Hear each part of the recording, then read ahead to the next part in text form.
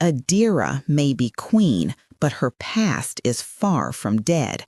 Her former mate, Peter, shattered by his father's death, blames King Michael and vows revenge.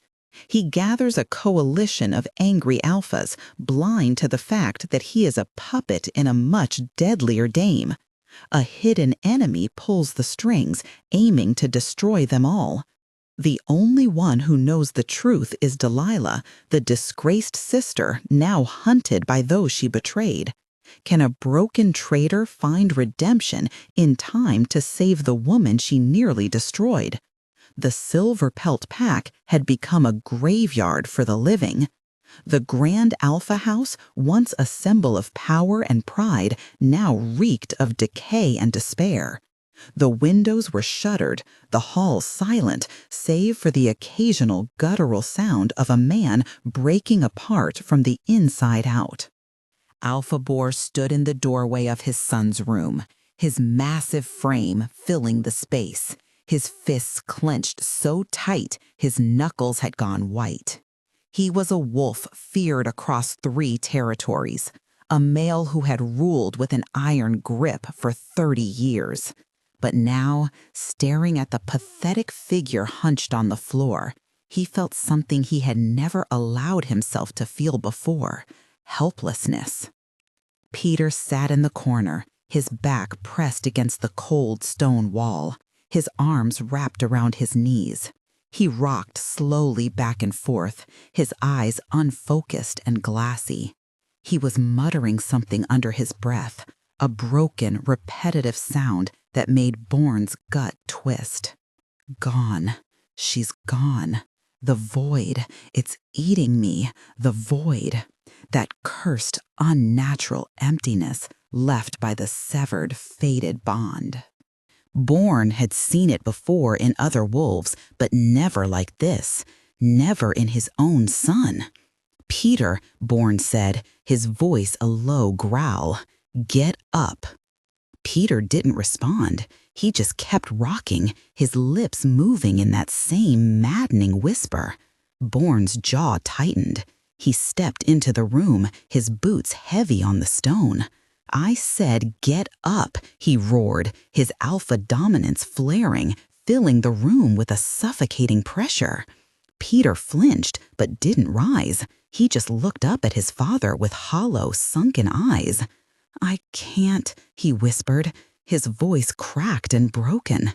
"There's nothing left. She took it. He took it. The king. He took everything." Bourne's rage, which had been simmering for weeks, flared white hot. He grabbed Peter by the collar, hauling him to his feet and slamming him against the wall. "He did not take it," Bourne snarled, his face inches from his son's. "You gave it away. You rejected her. You chose that worthless—" "Don't," Peter choked out, a sudden desperate fire flashing in his dead eyes. "Don't say her name." Bourne released him, and Peter slumped back to the floor. The alpha turned away, his chest heaving, his mind a storm of fury and grief. He had watched his son's humiliation at the moon ceremony. He had watched that ancient, terrifying king claim what should have been Peter's. The weight of failure bore down on Bourne as he stared at the crumpled figure of his son. The pack was unraveling, its threads fraying under the strain of betrayal and loss. The alliance they had built over decades was crumbling, and Peter's descent into madness was only accelerating the collapse. Bourne knew the blame rested partly on his shoulders. His rigid pride and refusal to intervene had cost them dearly. Meanwhile, Adira carried the burden of her crown with quiet resolve. Though outwardly serene, she was haunted by the choices that had brought her here. The bond she once shared with Peter had been torn apart by his rejection, leaving her vulnerable to the machinations of others. Yet she refused to let bitterness consume her. Instead, she channeled her pain into leadership, striving to unite the fractured packs under her rule. In the shadows, Delilah moved like a ghost, her every step weighed down by guilt and fear. She had betrayed her sister, her family, and now she was paying the price. Hunted by those she wronged, she clung to the hope of redemption, even as the world closed in around her. Her knowledge of the hidden enemy's plans was both a curse and a lifeline, forcing her to confront the consequences of her actions while seeking a way to undo the damage. As tensions escalated, alliances shifted unpredictably. Some alphas rallied behind Peter, blinded by their shared anger toward King Michael. Others, wary of the growing unrest, sought to distance themselves from the chaos. Few suspected the true architect of the conflict, a cunning figure manipulating events from the shadows, sowing discord to weaken the packs and seize ultimate power. Delilah knew she had to act quickly. Every moment she delayed put Adira and countless others at risk. But trust was scarce in this fractured world, and revealing herself meant risking capture or death. Still, she couldn't stand idly by while the woman she had once called sister faced destruction. Her journey led her through treacherous landscapes, both physical and emotional. Along the way, she encountered remnants of her past, allies turned enemies, friends lost to betrayal, and memories too painful to face. Each encounter forced her to reckon with the person she had become and the person she desperately wanted to be. Back at the Grand Alpha House, Peter's condition worsened. His grief consumed him, twisting into something darker and more dangerous. The void within him grew, feeding on his hatred and desire for vengeance. Unbeknownst to him, this made him an ideal pawn for the hidden enemy, who manipulated his emotions with surgical precision. King Michael watched the unfolding drama with a mixture of concern and calculation. He understood the stakes better than most, having lived through centuries of power struggles and betrayals. While he sympathized with Adira's plight, he also recognized the need for decisive action to restore order. The question was whether he could intervene without tipping the balance further into chaos. As the pieces fell into place, Delilah found herself standing at the precipice of redemption or ruin. With no guarantees of success, she prepared to reveal the truth, knowing it might cost her everything.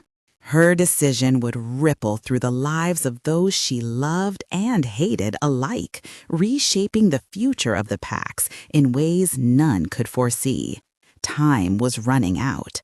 The fragile peace teetered on the edge of collapse, and the choices made in the coming days would determine whether the Silver Pelt Pack, and perhaps all of Wolfkind, would rise from the ashes or be consumed by the flames of their own making. He had watched his pack, his legacy, crumble into a laughingstock, and it was all because of him, the Lycan King, Michael. A soft knock echoed from the doorway. Born turned to see Malake, his most trusted advisor, standing in the threshold. The elder wolf was thin, his silver hair tied back, his face lined with age and wisdom. He bowed his head respectfully. "Alpha," Malake said, his voice smooth and calm, a balm against the chaos. "Forgive the intrusion," I heard raised voices. Boren let out a harsh breath, running a hand over his face. "He's broken, Malachi. My son is broken." Malachi stepped into the room, his eyes flicking to Peter with what looked like genuine sorrow. "The void is a cruel thing, my Alpha. It is a wound that does not heal. It festers." Boren stared at him, desperation clawing at his chest. "Then what do I do? How do I fix this?" Malachi was silent for a long moment, his gaze distant, calculating. Then slowly he turned his sharp eyes back to Boren. "You cannot fix what the king has broken, my Alpha," he said quietly, "but perhaps you can make him pay for it." Boren stared at him. The words hung in the air, dangerous and seductive. Malachi took a step closer, his voice dropping to a conspiratorial whisper. "The king believes himself untouchable, but even he has weaknesses now. His new queen, an Omega, unstable, unproven, has made him soft." Boren's eyes narrowed. A dark, terrible idea began to take root. Malachi watched the Alpha's face carefully, noting the precise moment the seed of vengeance took root. It was a delicate art, manipulation. Too much pressure and the subject would resist. Too little and the idea would wither. But Malachi had spent 50 years perfecting this craft, and Alpha Boren was proving to be his finest work yet. "Soft," Boren repeated, his voice a low, dangerous rumble. He turned fully to face his advisor, his eyes gleaming with a new, focused intensity. "Explain." Malachi moved deeper into the room, his steps slow and deliberate, the picture of a loyal servant bearing difficult truths. "The king has ruled for centuries with an iron fist, my Alpha. He is feared because he is alone, untouchable, unmoved by sentiment or weakness." He paused, glancing at Peter's broken form. "But now he has taken a mate, a fated bond, and not just any bond, a king's bond." "I know what it is," Boren snapped. "What's your point?" Malachi's expression remained calm, almost serene. "My point, my Alpha, is that a bond is a tether. It is a connection that can be pulled, twisted, exploited." He clasped his hands behind his back, his tone grave. "The king's new queen is an Omega, my Alpha. She was rejected, broken, and elevated in a single night. She is untrained, unstable. The court whispers that she is a liability." Boren's eyes narrowed. "You're saying she's his weakness?" Malachi nodded solemnly. "Precisely. The king's greatest strength has always been his solitude. Now he has willingly bound himself to someone fragile, someone who could undo him if she were to fall, or if she were to turn against him." He paused, letting the weight of his words settle. "Imagine it, my Alpha, if we could exploit that bond, twist it to our advantage, if we could make her doubt him, fear him, or worse." Boren's jaw tightened. "And how do you propose we do that? She's under his protection, his obsession." Malachi leaned in slightly, his voice dropping further. "Obsession is a double-edged sword, my Alpha. It blinds as much as it binds. The king may believe he loves her, but love is often the greatest vulnerability of all. We need only find the cracks in their bond and widen them until they shatter." He straightened, his demeanor shifting subtly. "There are whispers among the courtiers, rumors of discord between them. The queen is young, impulsive. She does not yet understand the weight of her position or the dangers it brings. With careful maneuvering, we could fan those flames of doubt into something far more destructive." Boren's mind raced. The thought of striking at the king through his queen was both horrifying and intoxicating. To bring down the man who had destroyed his family, his pack, it was almost too perfect. But there was risk, so much risk. "And if we fail?" he asked finally, his voice low. Malachi met his gaze steadily. "Failure is not an option, my Alpha, not if we wish to reclaim what was stolen from us. The king has grown complacent, distracted by his newfound affection. This is our chance to strike, to remind him and the world that no one is untouchable.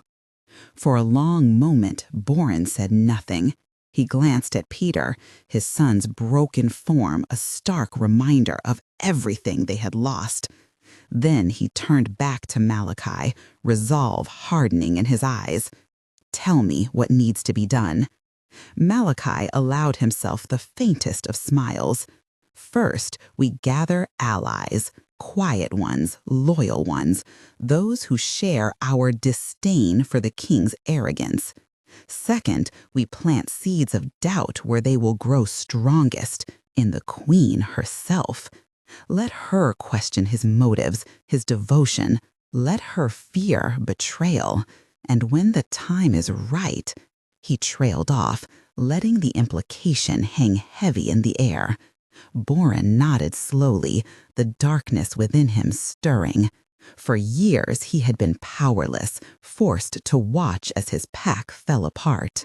But now, finally, there was a path forward, a way to make the king pay for everything he had taken. "Do it," he said firmly. "Start making preparations. But remember this, if anyone betrays us, if anyone speaks a word of this plan, I will hold you personally responsible." Malachi bowed his head, his expression unreadable. "Of course, my Alpha, your trust is my highest honor." As Malachi left the room, Boren turned back to Peter, his heart heavy with conflicting emotions.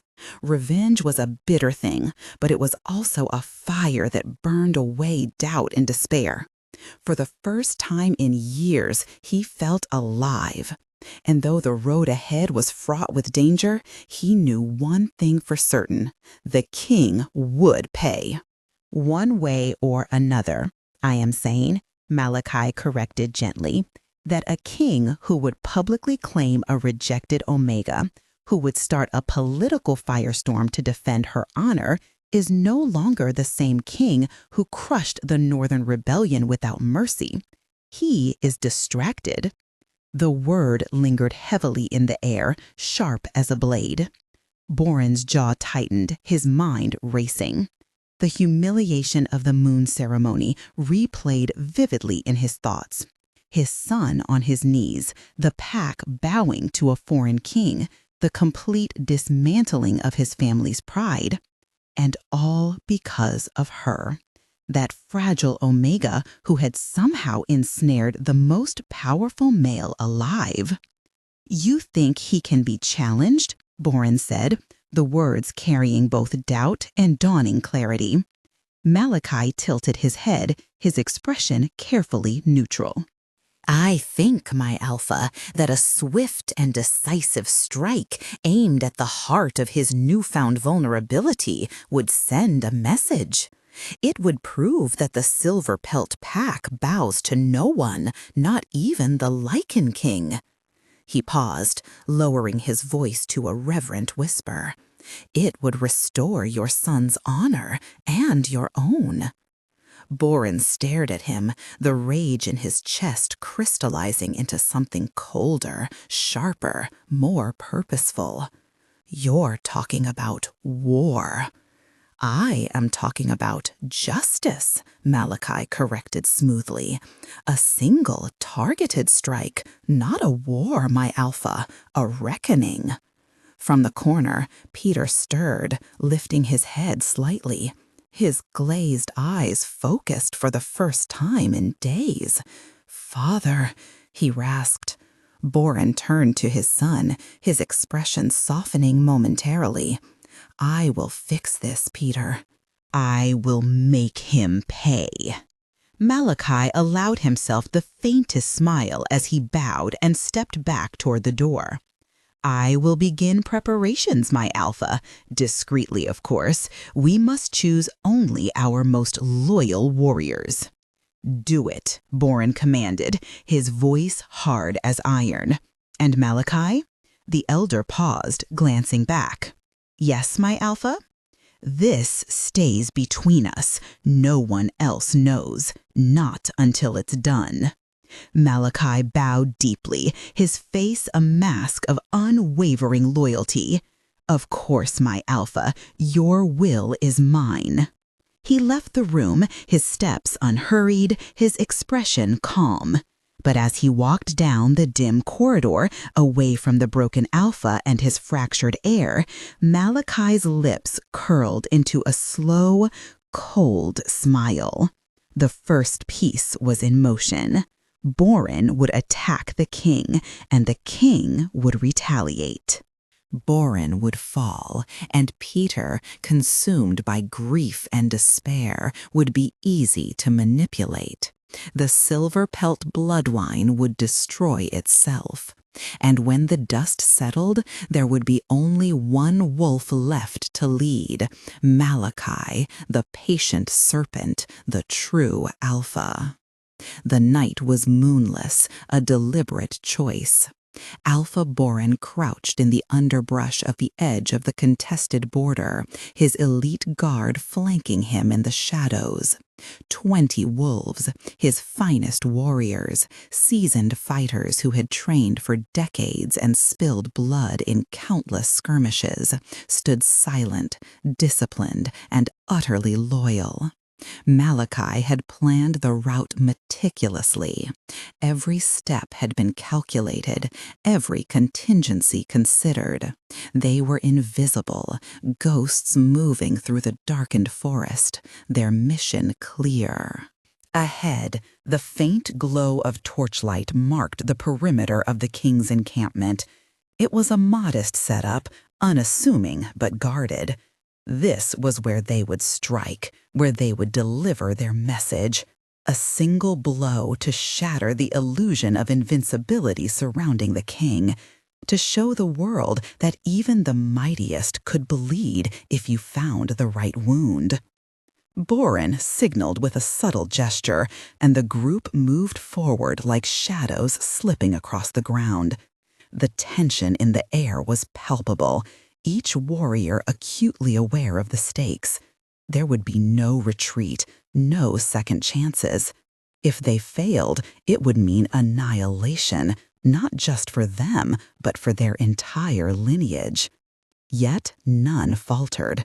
Their loyalty to Boren burned brighter than fear. As they approached closer, Malachi felt a flicker of satisfaction. Everything was unfolding precisely as he had envisioned. Boren's desperation made him predictable, his anger blinding him to subtlety. The Alpha believed this act would reclaim his honor, but in truth, it was the beginning of his end. Malachi's true intentions remained hidden, buried beneath layers of feigned devotion. He had played the role of advisor perfectly, planting seeds of rebellion while maintaining an outward appearance of reverence. Now those seeds were sprouting, and soon they would bear fruit. The encampment came into view, its defenses seemingly lax. Too easy, Malachi thought, though he kept the observation to himself. Distraction often bred complacency, and complacency invited downfall. The king's focus elsewhere had created this opening, and Boren intended to exploit it ruthlessly. For now, Malachi let him believe success was within reach. Let Boren taste victory, however fleeting. It would make the eventual collapse all the sweeter. With another signal, the strike team fanned out, positioning themselves strategically around the perimeter. Weapons were drawn, claws extended, breaths held. The moment hung suspended, taut as a bowstring. Then Boren gave the final command, and chaos erupted. Shouts filled the air as the attackers surged forward, their movements precise and coordinated. Guards scrambled to respond, caught off guard by the ferocity of the assault. Blades flashed in the dim light, and the scent of blood quickly saturated the atmosphere. Boren led the charge, his form a blur of power and fury. Each strike carried the weight of his shame, his need for redemption driving him forward. But even as the battle unfolded, Malachi lingered at the edges, observing rather than engaging. His role here was not to fight, but to ensure the outcome aligned with his plans. From his vantage point, he watched Boren cut through defenders with ruthless efficiency, the Alpha's determination evident in every movement. It was impressive, certainly, but ultimately futile. Malachi knew the king's forces would rally soon, overwhelming Boren's small band of warriors. When that happened, there would be no escape. Still, Malachi waited patiently, his gaze sweeping over the scene. The initial advantage was slipping away, the tide turning against them. Reinforcements arrived, pouring into the encampment with disciplined precision. The clash grew fiercer, the sounds of combat echoing through the trees. One by one, Boren's warriors fell, their bodies crumpling to the ground. Yet still the Alpha pressed on, unwilling to yield. Finally, as the last of his men succumbed to the onslaught, Boren found himself surrounded. Blood dripped from his claws, his chest heaving with exertion. Defeat stared him in the face, yet there was no surrender in his stance. Instead, defiance burned in his eyes, a challenge to the very end. Malachi stepped forward then, emerging from the shadows. His presence drew startled looks from both sides, though he ignored them. Approaching Boren, he spoke softly, his tone almost gentle. "It is over, my Alpha. You have done what you set out to do. Now it is time to accept the consequences." Boren snarled, his voice raw with fury. "You betrayed me." "No," Malachi replied calmly. "I served the greater good. The silver pelt line has brought enough ruin upon itself. It is time for new leadership, for strength untainted by weakness." Before Boren could respond, the king's forces closed in, subduing him with practiced efficiency. As the defeated Alpha was dragged away, Malachi turned his attention to Peter, who had followed reluctantly behind his father. The young wolf stood frozen, shock etched across his features. "Do not fear, young one," Malachi said, placing a reassuring hand on Peter's shoulder.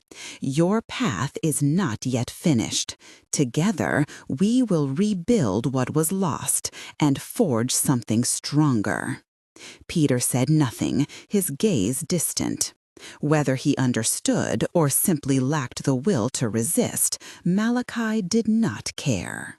The future belonged to him now, and nothing would stand in his way.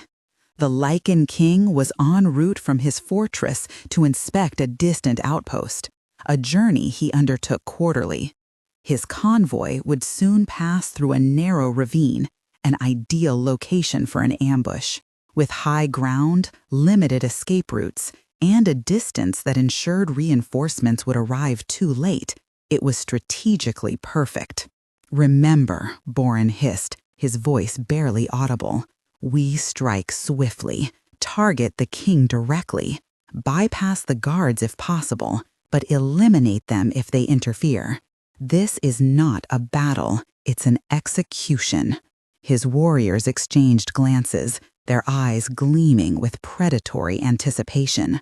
They had been fed the same falsehood Malachi had whispered to their Alpha. The king was weak, distracted by his Omega Queen, and vulnerable. This was their chance for glory. Boren felt the weight of his decision settle over him like a heavy cloak. He wasn't naive. He understood the risks. But when he closed his eyes, he saw Peter's hollow face and heard his son's broken whispers about the void. The king had done this. The king had stolen his son's soul, and for that he would pay in blood. The distant sound of hooves echoed. Boren's ears twitched forward. The convoy was approaching.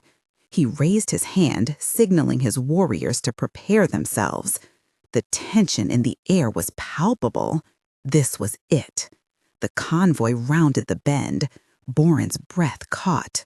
There were only 6 guards, all mounted on horseback, surrounding a single black carriage. It seemed almost too easy. Malachi had been right. The king was arrogant and overconfident, leaving himself exposed. "Now," Boren roared. 20 wolves erupted from the shadows, a tidal wave of fur, fangs, and fury. They struck the convoy with devastating force, dragging the guards from their horses, claws tearing through armor. Boran charged the carriage, his massive form a blur of rage. He ripped the door off its hinges and lunged inside, ready to sink his teeth into the throat of the Lycan King. The carriage was empty. Boran froze, his mind stuttering. Empty? No, it was a trap. A low, resonant growl rumbled from above. Boran's head snapped up, his blood turning to ice. Standing on the cliff's edge, bathed in cold starlight, was King Michael. He was not alone. 50 Lycan imperial guards, their golden eyes glowing in the darkness, surrounded him in a lethal formation. The king's voice, calm and utterly devoid of mercy, rolled down into the ravine. "Did you really think I would travel undefended, Alpha Boran?" Boran stumbled back, his mind racing. Malachi had said the intel was certain. How? How had the king known? Michael stepped off the cliff's edge. He didn't climb down. He simply dropped 50 feet and landed in the center of the ravine with a thunderous crash. The ground cracked beneath his boots. He straightened slowly, his burning gold eyes locking onto Boran. "You have made a grave mistake," the king said. Then the slaughter began. Peter was in the main hall when the survivors returned. There were only 3 of them, 3 out of 20. They staggered through the doors, battered and bloodied, dragging something concealed in a tattered cloak. The room, filled with a tense and silent crowd, erupted into horrified gasps. Peter pushed his way through, heart pounding, the emptiness inside him twisting into a cold dread.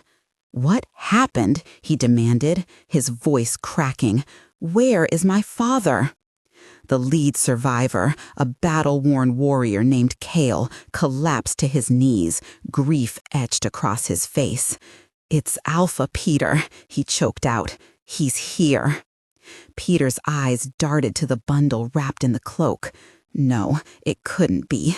He rushed forward, tearing the fabric away, and the world seemed to freeze. It was his father, Alpha Boren. His chest was a mess of claw marks, his armor torn apart like paper, but faintly he still breathed. "Father!" Peter dropped beside him, cradling Boren's head. "Stay with me. Please stay." Boren's eyes fluttered open, unfocused and clouded. His lips moved weakly, a wet gurgle escaping. Peter leaned closer, tears spilling onto his father's ravaged face. "What? Tell me." "Trap," Boren rasped, blood bubbling from his mouth. "King, too strong. I'm sorry, Peter." "No," Peter cried, his voice breaking. "You're not dying. You can't." Boren's hand shot up, gripping Peter's wrist with fading strength. His pain-filled eyes locked onto Peter's for one agonizing moment. "Avenge me," he whispered. "Avenge us." Then his hand fell limp and his chest stilled. Alpha Boren, the once feared leader of the Silverpelt pack, was gone. Peter stared at his father's lifeless face, his mind blank, numb. The void within him, which had been an aching emptiness, suddenly ignited. It transformed into a furnace, a roaring, all-consuming fire of rage, grief, and hatred. He threw back his head and howled, a primal sound of anguish that made every wolf in the hall flinch. The king had done this. The same king who had stolen his mate, humiliated his pack, and now murdered his father, Michael. The name burned in Peter's throat like poison, a curse that would shape the rest of his days. A hand touched his shoulder gently. Peter whipped around, teeth bared, ready to tear apart whoever dared approach him. It was Malachi. The elder's face was pale, his eyes glistening with what appeared to be genuine sorrow. "I am so sorry, my Alpha," Malachi murmured, his voice heavy with grief. "My Alpha." Those words pierced through the haze. Peter glanced around. The pack was watching him, waiting. He was no longer just the future Alpha. He was the Alpha now. His father's death had placed the mantle on his shoulders, along with its weight of responsibility and duty. "He will pay," Peter said, his voice icy and resolute. He looked down at his father's body, then up at the frightened, grieving faces of his pack. "I swear it on my father's blood. I swear it on the moon goddess herself. King Michael will die, and I will be the one to kill him."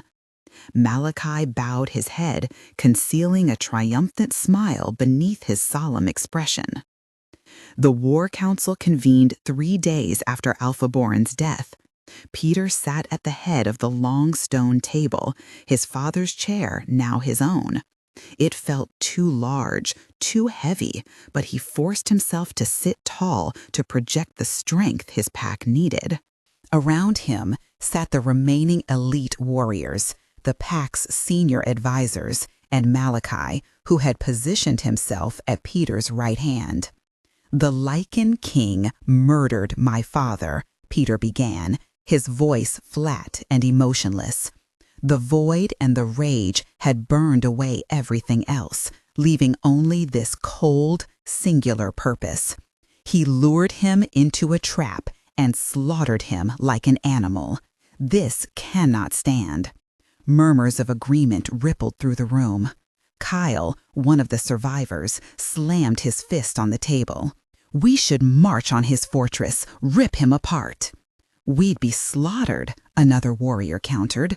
"The king's forces are too strong. We saw what he did to our best." "Then what do you suggest?" Peter snarled, his eyes flashing. "That we do nothing? That we let my father's death go unavenged?" Silence fell over the room. The pack advisors shifted uncomfortably. They were afraid, Peter realized. Afraid of the king. Afraid of dying like Boren had. The thought made his rage flare hotter. Cowards. Malachi cleared his throat softly. "If I may, my Alpha." Peter turned to him, his jaw tight. "Speak." Malachi stood, his hands clasped behind his back, his expression grave and thoughtful. "Kyle is right that a direct assault would be suicide. The king's fortress is impregnable, and his imperial guard is legendary." He paused, letting the word hang in the air. "But we are not the only pack who has suffered under his rule." Peter's eyes narrowed. "What are you saying?" "I am saying," Malachi continued, his voice smooth and persuasive, "that King Michael's iron fist has made him many enemies. The northern pack still remember the rebellion he crushed. The eastern alphas resent the tributes he demands. The coastal clans fear his reach."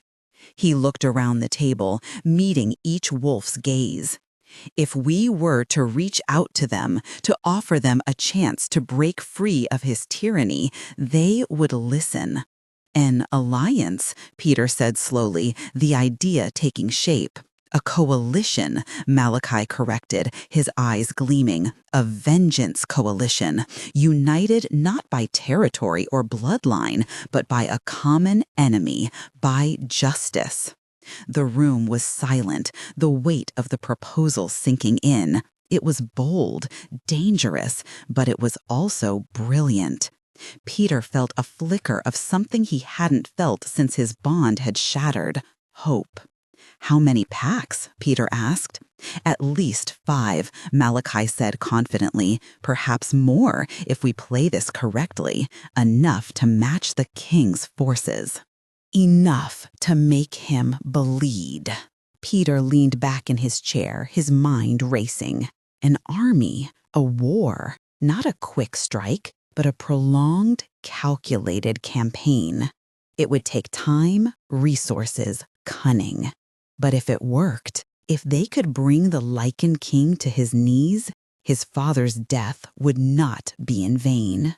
Peter gave the order with unwavering resolve. "Reach out to the other alphas," he commanded. "Tell them what the king has done. Tell them we're offering them a chance to be free." Leaning forward, his eyes burned with a cold, deadly intensity as he added, "And tell them that if they stand with us, they will witness the moment I rip out Michael's throat."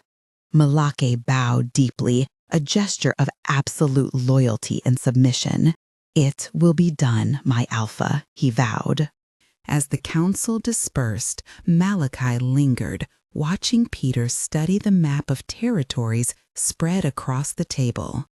The young alpha was consumed by grief, so blinded by the void within him that he failed to see the trap closing in.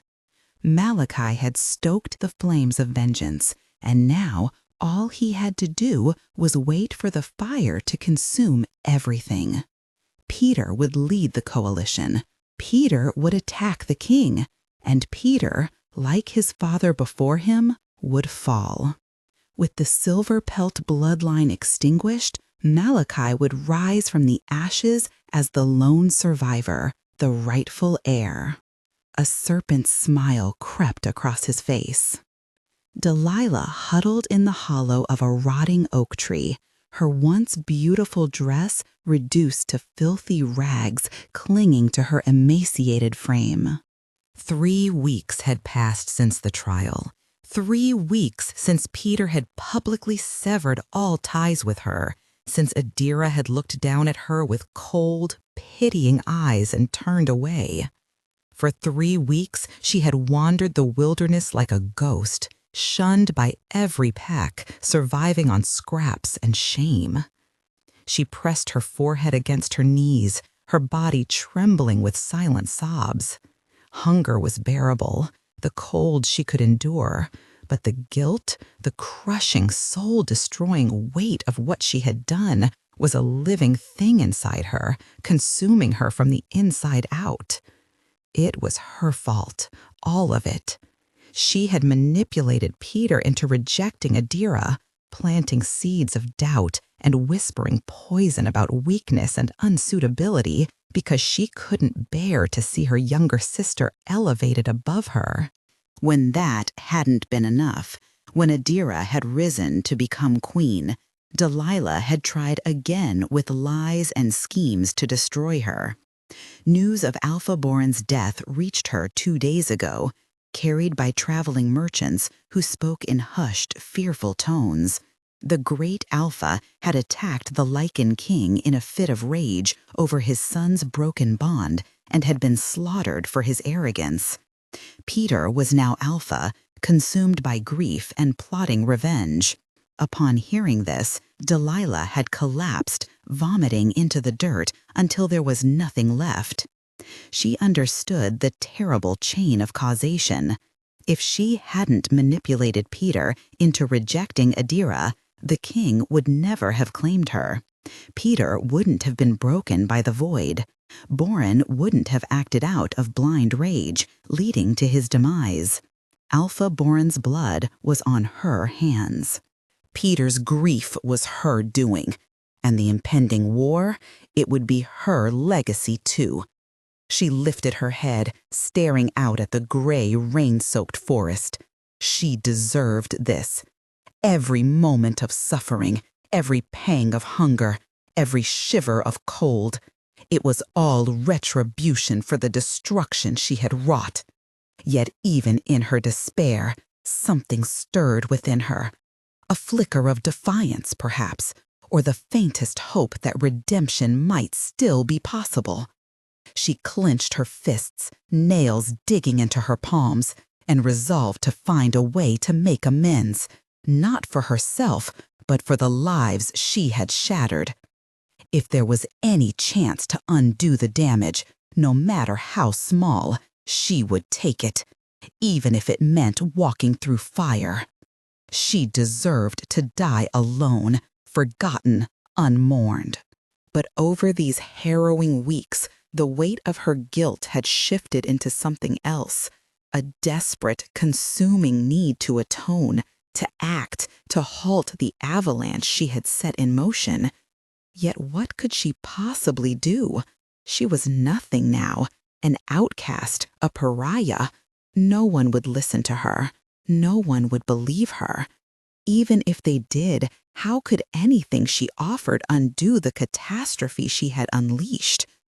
A faint, desperate voice whispered in the back of her mind. Adira. If she could just reach Adira, warn her, help her somehow, perhaps she could salvage something from the wreckage of her sins. Delilah pushed herself to her feet, her legs trembling beneath her. She didn't know how she would manage it. She didn't know if Adira would ever trust her enough to listen, but she had to try. She had to find a way to atone, even if it cost her everything she had left. Stumbling out of the hollow into the cold rain, she began to walk, not toward safety or shelter, but toward the rumors of war, toward whispers of plotting and alliances. If Peter and the other alphas were planning something, she would uncover their schemes and warn the only person who might be able to stop it, her sister, the queen. For 5 days, Delilah had trailed supply caravans, keeping to the shadows, stealing food when she could, and listening intently. Merchants and traveling betas spoke freely, especially when they believed no one of importance was within earshot. From their conversations, she pieced together that Peter was rallying allies, reaching out to old enemies of the king with promises of freedom from tyranny. They called themselves the Vengeance Coalition. The name churned her stomach. This wasn't about justice. It was about grief, rage, and manipulation. She knew Peter all too well. She had manipulated him herself. Now he was being used, just as she had used him, too blinded by his pain to see it. That night, she followed one caravan to a secluded clearing deep in neutral territory. Crouching behind a dense thicket of thorny bushes, she steadied her breathing, her heart pounding in her chest. Ahead, voices murmured low and urgent. A meeting. She crept closer, her movements silent after weeks of surviving in the wild. Through a gap in the branches, she saw them. Peter stood at the center, his face gaunt, his eyes burning with the cold fury she had helped ignite. Around him gathered 4 other alphas, large, battle-hardened males radiating barely contained aggression. And standing slightly behind Peter, his hand resting on the young alpha's shoulder like a mentor guiding his protege, was Malachi. Delilah's blood froze. Everyone in the Silverpelt pack knew Malachi, the trusted advisor, the wise elder, the voice of reason. Yet there was something unsettling about the way he carried himself, the way his eyes gleamed in the firelight. Her instincts screamed danger. Malachi wasn't here to guide or advise. He was orchestrating this chaos, pulling strings as deftly as Delilah once had. She clenched her fists, forcing herself to stay still, despite the dread pooling in her gut. Whatever plan was unfolding here, it was far more sinister than mere rebellion. She couldn't intervene directly. Not yet. Instead, she committed every detail to memory, the faces, the names casually dropped during hushed exchanges, the subtle shifts in body language that hinted at unspoken tensions. When the meeting broke up and the participants dispersed into the night, Delilah remained hidden until long after the last figure disappeared into the darkness. Only then did she move, slipping away silently, retracing her steps through the forest. Her mind raced as she walked. Malachi's involvement complicated everything. He wasn't someone easily swayed or exposed. Convincing anyone, let alone Adira, of his role would be nearly impossible without irrefutable proof. But she couldn't let doubt paralyze her. Every step she took brought her closer to her sister, closer to a chance to make things right. She clung to that thought like a lifeline, even as exhaustion threatened to overwhelm her. By dawn, she reached the edge of the territory where scouts loyal to the Queen often patrolled. She hesitated, knowing the risk of approaching them. As an outcast, she was as likely to be killed on sight as she was to be taken to Adira. But she had no choice. Time was running out. Steeling herself, she stepped into the open, raising her hands to show she carried no weapons. It wasn't long before two figures emerged from the trees, their expressions wary but not hostile. "I need to speak to the Queen," Delilah said, her voice steady despite the turmoil inside her. "It's urgent." One of the scouts studied her for a moment before nodding sharply. "Follow us. But if you're lying—" He let the threat hang unfinished, and Delilah nodded in understanding. She expected nothing less.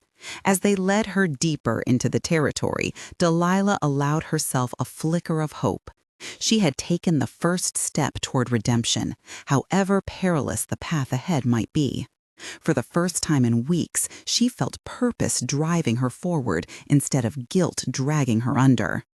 Whether Adira would forgive her and whether she could truly prevent the storm looming on the horizon remained uncertain, but she vowed to face whatever came next with honesty and courage, traits she had abandoned long ago but desperately needed now.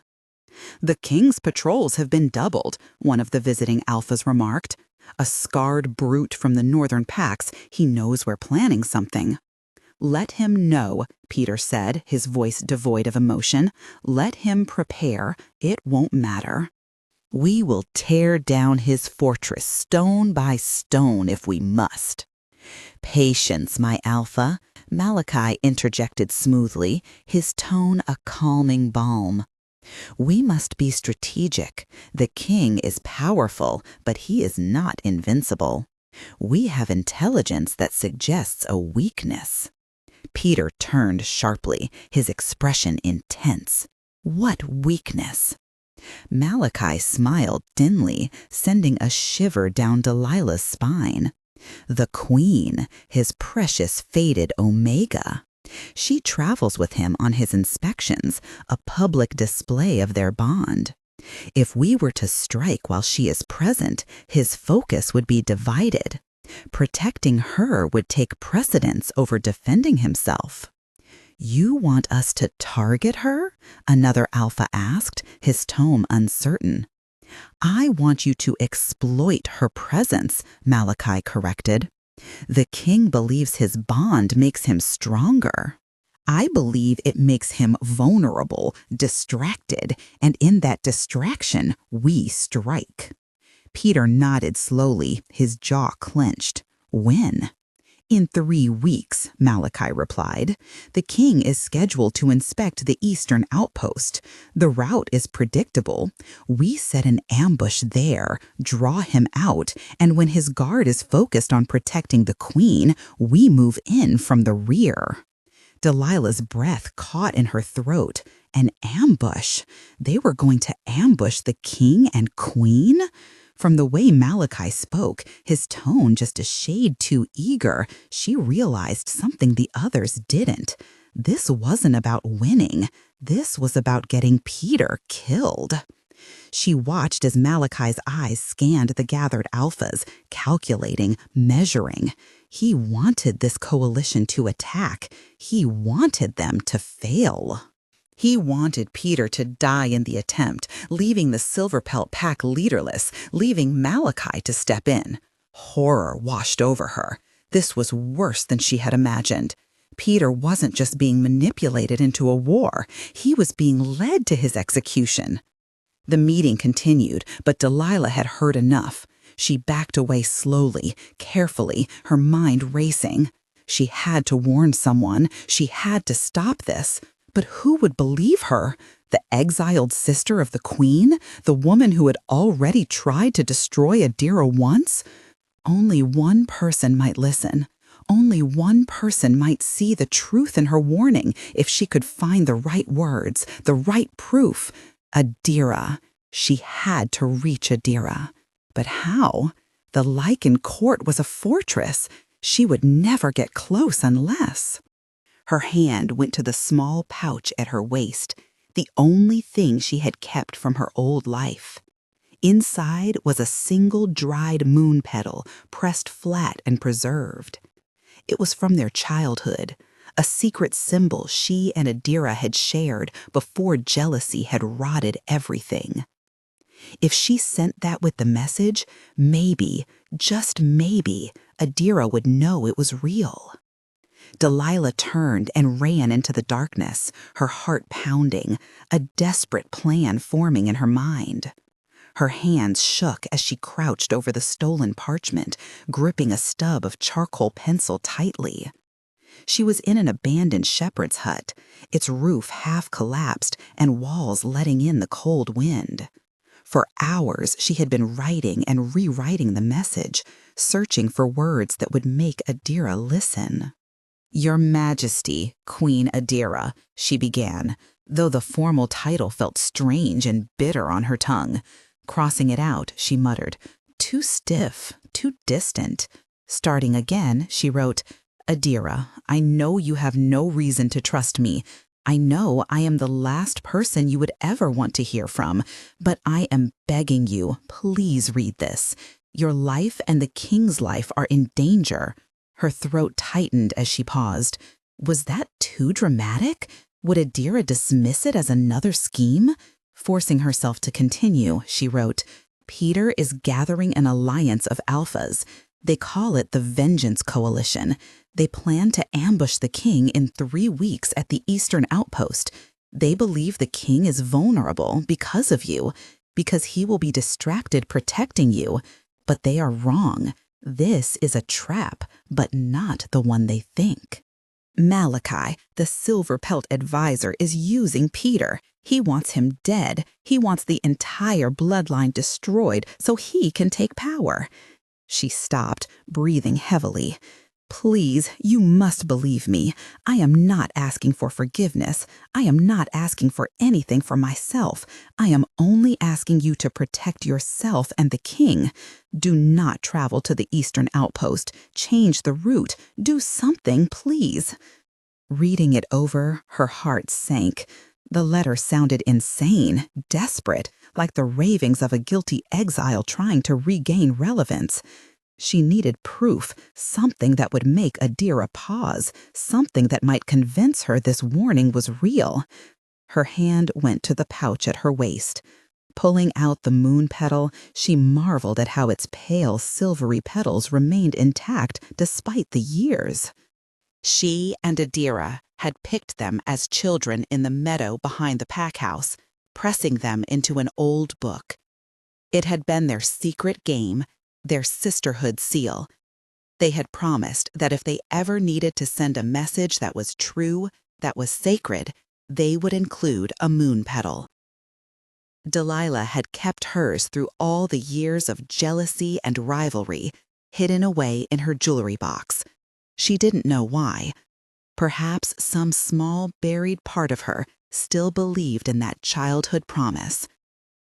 Folding the letter carefully, her tears blotting the ink in places, she placed the moon petal inside, pressing it flat against the parchment.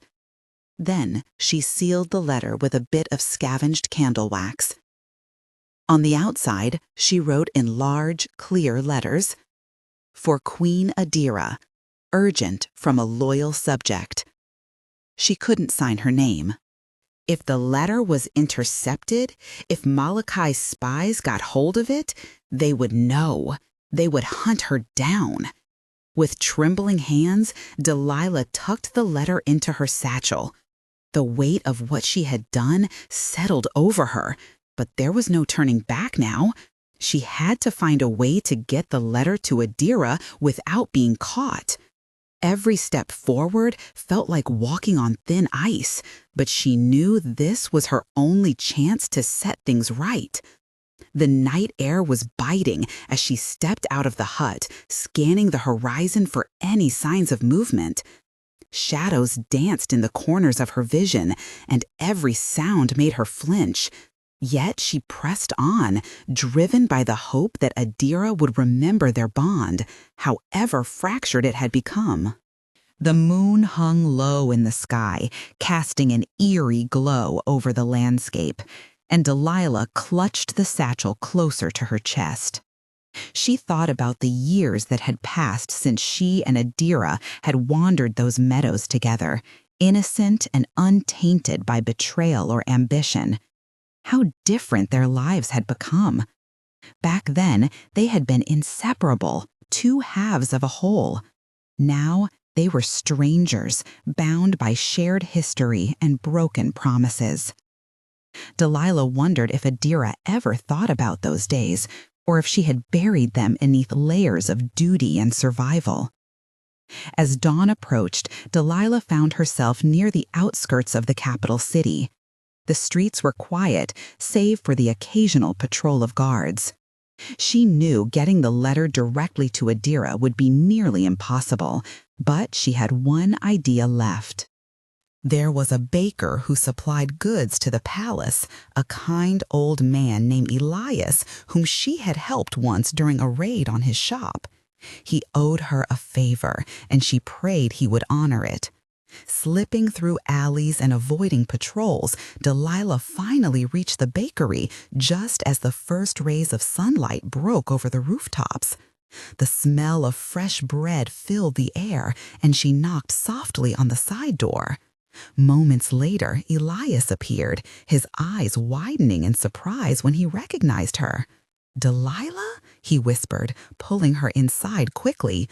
"What are you doing here? You're supposed to be—" "I need your help," she interrupted, her voice barely audible. "I have a letter for Queen Adira. It's urgent. Please, you have to get it to her."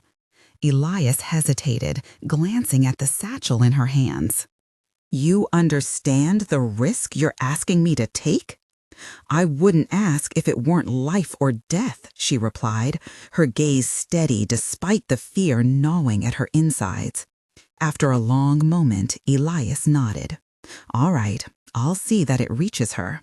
But after this, we are even." "Thank you," Delilah said, relief washing over her as she handed him the letter. "You've saved more lives than you know." With the letter safely in Elias's possession, Delilah slipped back into the shadows, knowing her part was done. Whether Adira believed her or not was out of her control now. All she could do was wait and hope that the queen remembered the significance of the moon petal and the bond it represented. Days passed, each one stretching longer than the last. Delilah stayed hidden, moving from place to avoid detection. Rumors began to circulate about increased security around the palace and whispers of a mysterious message delivered to the queen.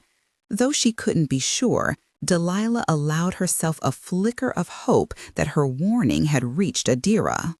One evening, as she sat in the ruins of an old temple, staring at the stars, Delilah reflected on everything that had led her here. Betrayal, guilt, redemption, they were threads woven tightly into the fabric of her life. She wondered if she would ever find peace, or if this act of courage would be her final attempt at making amends. But for the first time in years, she felt a sense of clarity. Whatever happened next, she had done what she could. And maybe, just maybe, that was enough. But the moon petal would speak for her. Adira would know. She had to.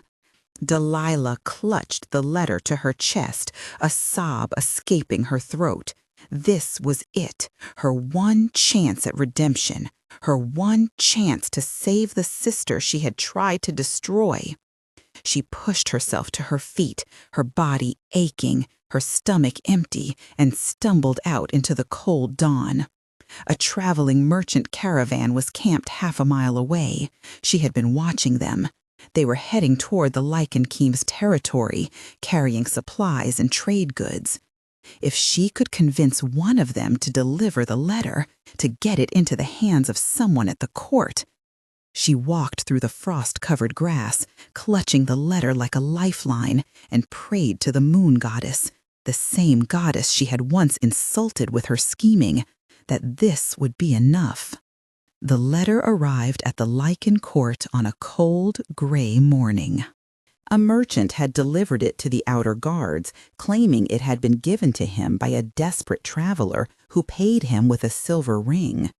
The guards, suspicious of anything anonymous, passed it up the chain of command until it reached Lord Valerius. Valerius held the sealed parchment with distaste, his aristocratic nose wrinkling. "Another petition, no doubt," he muttered, some provincial wolf seeking an audience. But the words on the outside, for Queen Adira, urgent, gave him pause. He turned the letter over, studying the wax seal. It was crude, hastily done, and bore no insignia. He debated opening it himself, screening it for threats, as was his duty, but the Queen had been clear in her recent instructions. All correspondence addressed to her personally was to be delivered unopened. She was learning to navigate the political waters. And Valerius, despite his initial reservations about the Omega Queen, had to admit she was proving herself surprisingly adept. He found her in the strategy room, standing beside King Michael as he reviewed maps of the territories with his senior commanders. She was dressed in deep emerald velvet, her sapphire and gold eyes sharp and focused as she listened to the discussions. She no longer looked like the terrified Omega he had first seen. She looked like a queen. "Your Majesty," Valerius interrupted with a bow, "a letter has arrived for you, marked urgent." Adira calmed, her gaze curious. "From whom?" "Anonymous, my queen, delivered by a merchant. I thought it best to bring it to you unopened." Michael's golden eyes flicked to the letter, his expression hardening. "Anonymous correspondence is often dangerous, Adira. Let Valerius open it first." "No," Adira said, her voice calm but firm. She stepped forward, taking the letter from Valerius's hand. "If it's addressed to me, I will read it." She broke the wax seal and unfolded the parchment. Her eyes scanned the first lines, her expression neutral. Then something small and pale fluttered out from between the pages, falling to the stone floor. Adira froze. The object was delicate, a single petal, shimmering faintly under the dim light of the chamber. It was unlike any flower she had ever seen, its edges glowing faintly with an otherworldly luminescence. Memories surged within her, memories of nights spent under the moonlit sky, of whispered prayers to the goddess she had long since stopped believing in. This was no ordinary petal. It was a moon petal, sacred and rare, said to appear only when the goddess herself intervened in mortal affairs. Her fingers trembled as she bent to retrieve it, cradling it gently in her palm. Around her, the room grew silent. Even Michael seemed to sense the weight of what lay before them. No one spoke as Adira straightened, her gaze returning to the letter. Slowly, deliberately, she began to read aloud. "To my beloved sister, Adira." Her voice faltered, and she paused, swallowing hard. The words were written in a hand both familiar and foreign, each stroke heavy with anguish and desperation. I write this not knowing if you will believe me, or if you will even choose to read these words.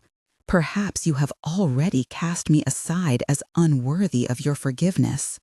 But I beg you, if there is any part of you that still remembers our bond, please hear me out.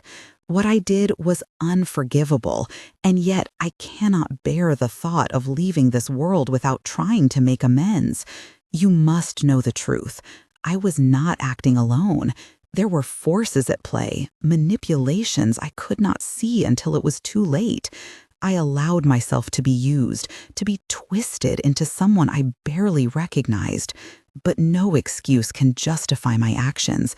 I betrayed you, and I betrayed myself. Forgive me, Adira. Please forgive me. Tears blurred her vision as Adira lowered the letter, her heart pounding in her chest. The room remained silent, every eye fixed on her. She felt exposed, vulnerable, as though the weight of years of pain and betrayal had suddenly been laid bare for all to see. Michael stepped closer, his presence steady and grounding. "Adira," he said softly, his tone cautious. "Who is this from?" She hesitated, then whispered, "Delilah." The name hung in the air, heavy with history and sorrow. Valerius stiffened, his sharp intake of breath audible even in the quiet chamber. Others exchanged uneasy glances. Everyone present knew the story of Adira and Delilah, their fractured bond, the betrayal that had nearly cost Adira everything. "What does she want?" Michael asked, his voice harder now, protective. Adira shook her head, her grip tightening on the letter. "I don't know yet, but—" She glanced down at the moon petal resting in her palm. Its glow seemed to pulse faintly, as if alive. "But I think she needs help." Michael frowned, stepping closer to examine the petal. This is impossible. Moon petals haven't been seen in centuries. "And yet here it is," Adira murmured, her voice tinged with awe. Perhaps the goddess hasn't abandoned us after all." Valerius cleared his throat, breaking the tension. "Your Majesty, we must proceed carefully. Anonymous letters are one thing, but involving yourself in matters tied to your past, especially where Delilah is concerned, could be dangerous." "I agree," Michael said firmly. "We don't know who might be pulling strings behind this. For all we know, this could be a trap." Adira met their gazes, her resolve strengthening. "Then let us find out. Whatever Delilah's intentions, whatever dangers may lie ahead, I cannot ignore this. Not when she speaks of truths hidden in shadows. Not when the goddess herself seems to guide my path." For a moment, no one spoke. Then Michael sighed, brushing a hand through his hair. "Very well, but we do this together. You don't face this alone." Adira nodded, gratitude swelling in her chest. Turning back to the letter, she continued reading silently, her mind racing with questions and possibilities. She stared at it, her face going white. "Adira!" Michael was at her side instantly, his hand on her arm. "What is it?" he asked. She didn't answer.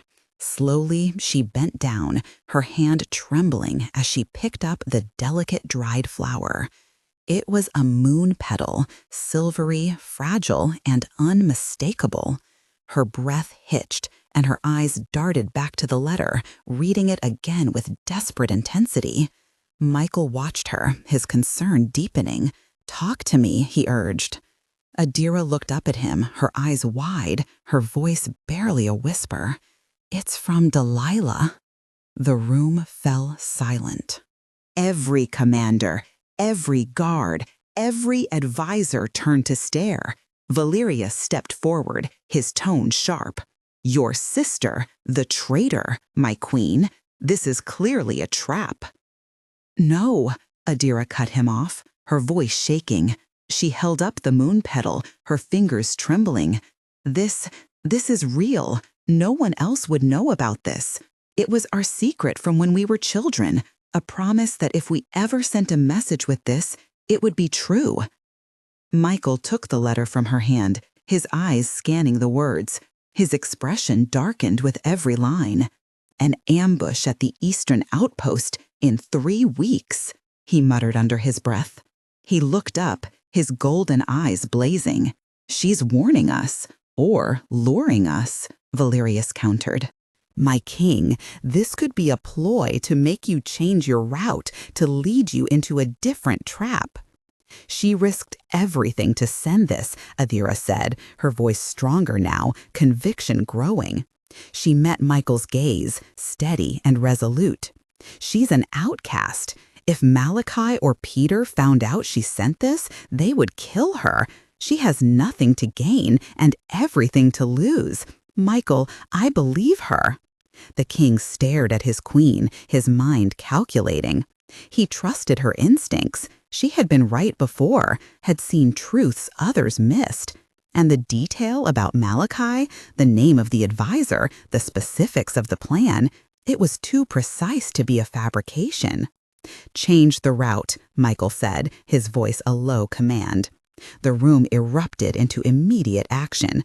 Commanders barked orders, maps were redrawn. He turned to Valerius. "And find the merchant who delivered this. I want to know where he got it. I want to know who gave it to him." Valerius bowed and hurried out. Michael looked down at Adira, his expression softening. "You think she's trying to atone." "I think," Adira said quietly, her eyes still fixed on the moon petal, "she's trying not to let anyone else die because of her." The Queen's Council night had fallen, and the fortress was alive with activity. Guards were being repositioned, scouts dispatched, and the planned route to the eastern outpost completely redesigned. Michael had ordered a small decoy convoy to travel the original path, while he and Adira would take a hidden route, accompanied only by his most trusted Imperial Guard. But now, in the privacy of their chambers, away from the war councils and the calculating eyes of the court, Michael stood by the balcony doors, his arms crossed, his expression unreadable. Adira approached him cautiously, unsure of what to say. The tension in the room was palpable, charged with unspoken thoughts and emotions. "You're worried," she said finally, breaking the silence. He turned to face her, his golden eyes searching hers. "I'm always worried when it comes to you. You have a way of seeing things others don't, but that doesn't mean you're immune to danger." "It's not just about me," she replied softly. "If Delilah's warning is true, and I believe it is, we can save lives, not just ours, but those of the soldiers who would have walked into that ambush." Michael sighed, running a hand through his hair. "You're right. But trusting her? It's a risk. One I'm willing to take because I trust you. Still, it doesn't sit well with me. What if this is exactly what they want? To isolate us, make us vulnerable?" Adira placed a hand on his arm, her touch grounding him. "Then we prepare for that possibility. We don't go blindly. We stay vigilant. But ignoring her warning altogether, that would be reckless." He studied her for a moment longer before nodding. "Very well. We'll proceed as planned, but I won't let anything happen to you, Adira. Do you understand me?" She smiled faintly, though there was a shadow of sadness in her eyes. "I know, and I'll do everything I can to ensure nothing happens to you either." They stood there for a while, the weight of the decision settling over them. Outside, the fortress buzzed with preparations, but within the chamber, it was quiet, intimate. For all the chaos swirling around them, in that moment, it felt like it was just the two of them against the world. Eventually, Michael broke the silence. "Do you think she regrets it? The choices she made? Adira hesitated, her gaze drifting to the moon petal resting on the table. I think she's human, flawed like the rest of us.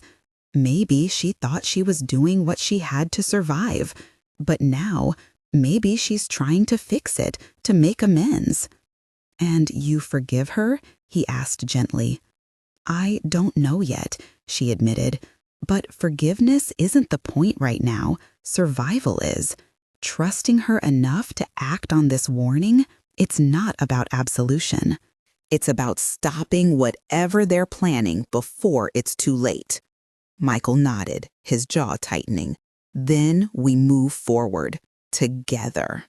Together. The word hung in the air, a promise and a vow.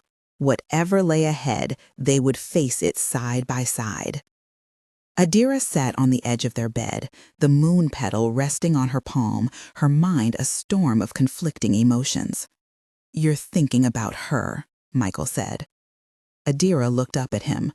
She tried to destroy me, Michael, twice. She manipulated Peter, framed me as a traitor, and nearly got me killed. Her voice was quiet, raw. But she's also my sister, and she's risking her life to save ours. Michael moved away from the balcony, coming to stand in front of her. He knelt, a gesture he rarely made, bringing himself to her eye level. You believe the warning is genuine? I do, Adira said, meeting his gaze. The moon petal, Michael, no one else would know. It was ours, a childhood promise. She's telling me this is real. He studied her face, his golden eyes searching. And if you're wrong, if this is another scheme, a way to manipulate us into lowering our guard, then I'm wrong, Adira said, her voice steady. But if I'm right and we ignore this, we walk into an ambush that could kill you, could kill both of us. I can't take that risk. Michael was silent for a long moment.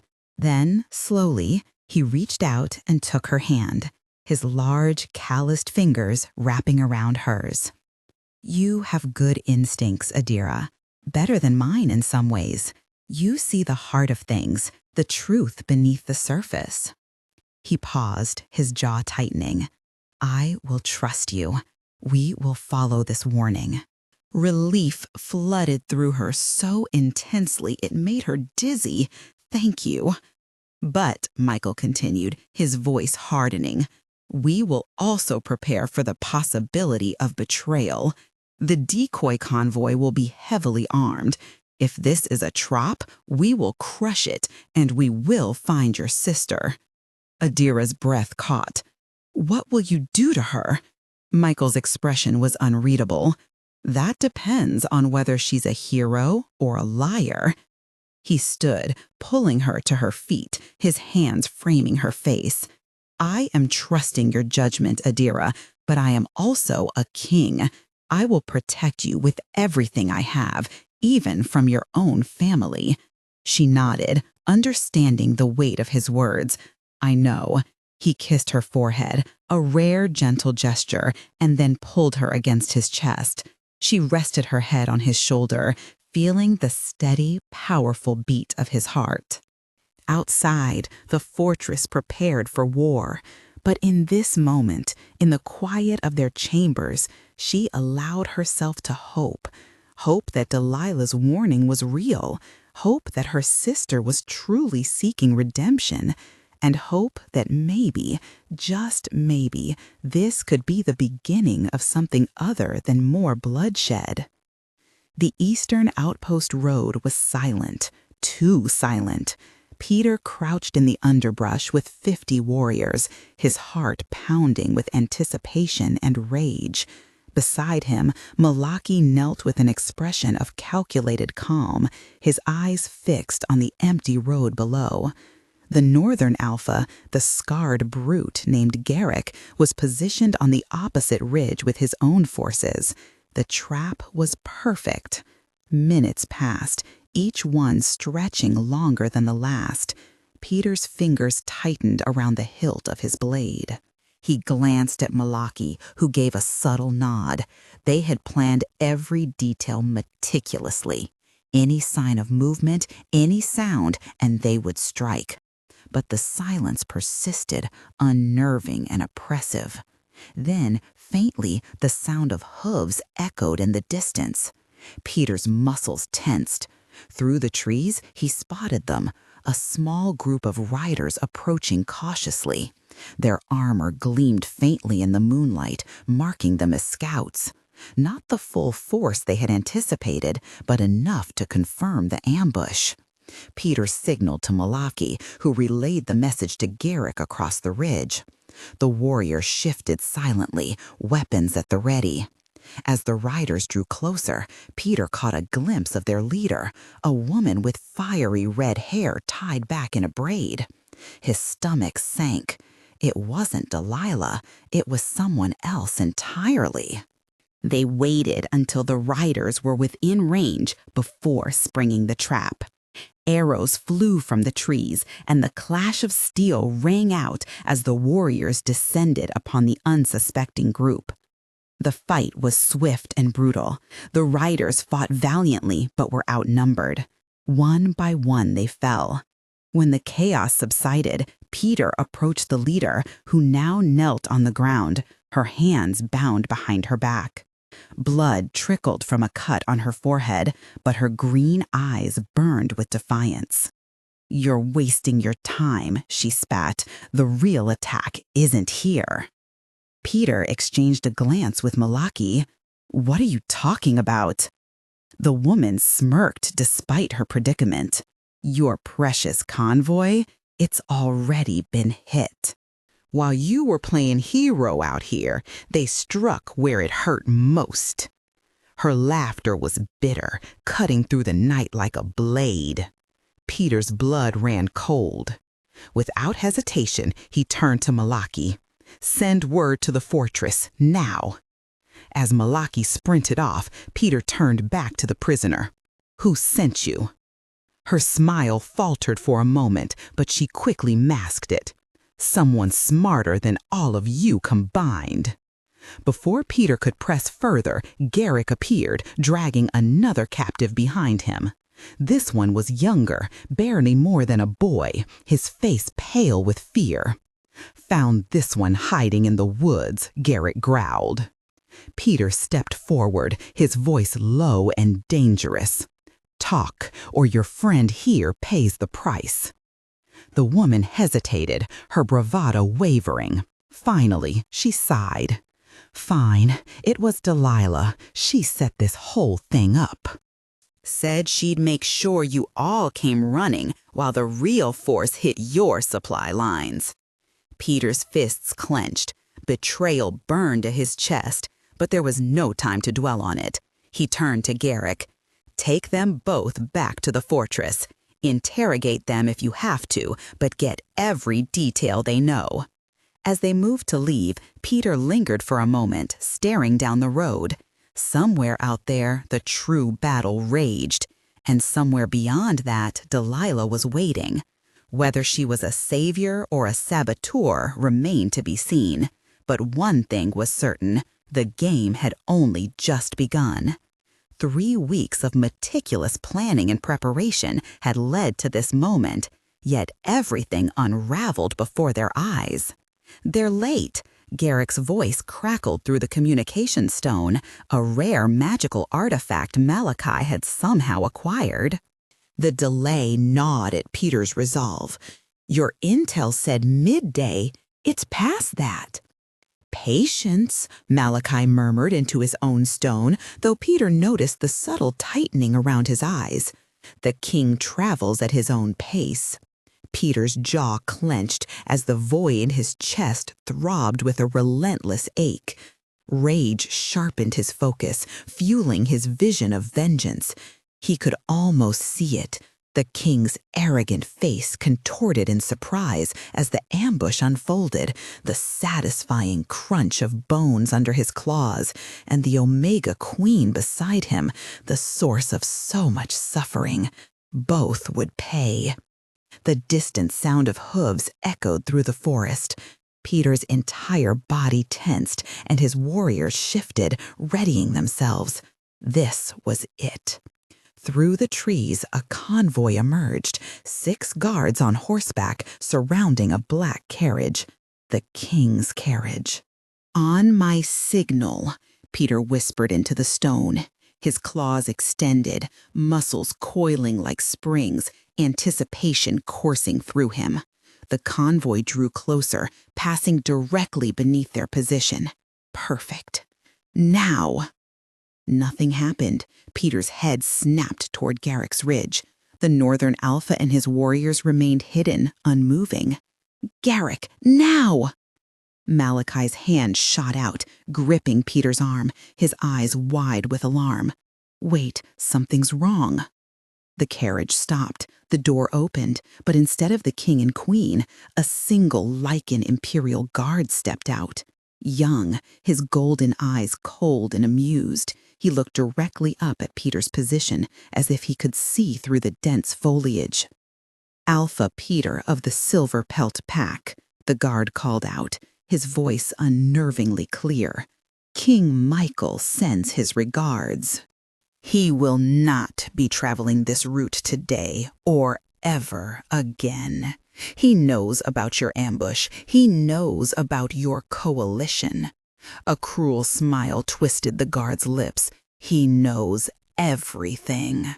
Peter's blood ran cold. Impossible. The plan was secret. Only the coalition alphas and their most trusted advisors knew. How could there be a leak? Malachi hissed, his face pale. "Someone betrayed us." The guard reached into the carriage and pulled out a large rolled parchment.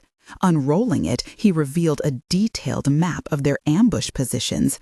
Every warrior, every tactical advantage, their entire plan laid bare. Even from this distance, Peter recognized the damning evidence. "Your spy has failed you," the guard continued. "The king suggests you return home, lick your wounds, and reconsider your foolish rebellion. If you do not, the next time you see him, it will be on a battlefield of his choosing, not yours." The guard stepped back into the carriage. The convoy turned, the horses moving at a leisurely pace, and disappeared down the road. They weren't even concerned about retaliation. The message was clear. You are beneath our concern. Peter stood frozen, his mind reeling. Betrayed. They had been betrayed. Garrick's voice erupted from the communication stone. "What in the goddess's name was that? Peter, you said this intelligence was solid." Peter roared in response, his fury boiling over. He hurled the stone against a tree, shattering it. His warriors stared at him, their faces a mixture of confusion and fear. Turning to Malachi, his eyes wild, he demanded, How did they know?" Malachi's expression tightened as his mind raced. I don't know, my Alpha. The plan was kept between us and the coalition. Unless—" his voice trailed off, his eyes widening with sudden realization. "Unless someone from within our own pack leaked it." "Who?" Peter snarled. "Who would dare?" "I will find out," Malachi promised, his voice cold. "Someone will answer for this, my Alpha. I swear it." As the warriors dispersed, humiliated and shaken, Peter stood staring at the empty road, a terrible suspicion forming in his mind. The king had known every detail. It was too precise, too complete. This wasn't a simple leak. It was a warning. And if the king knew about the ambush, what else did he know?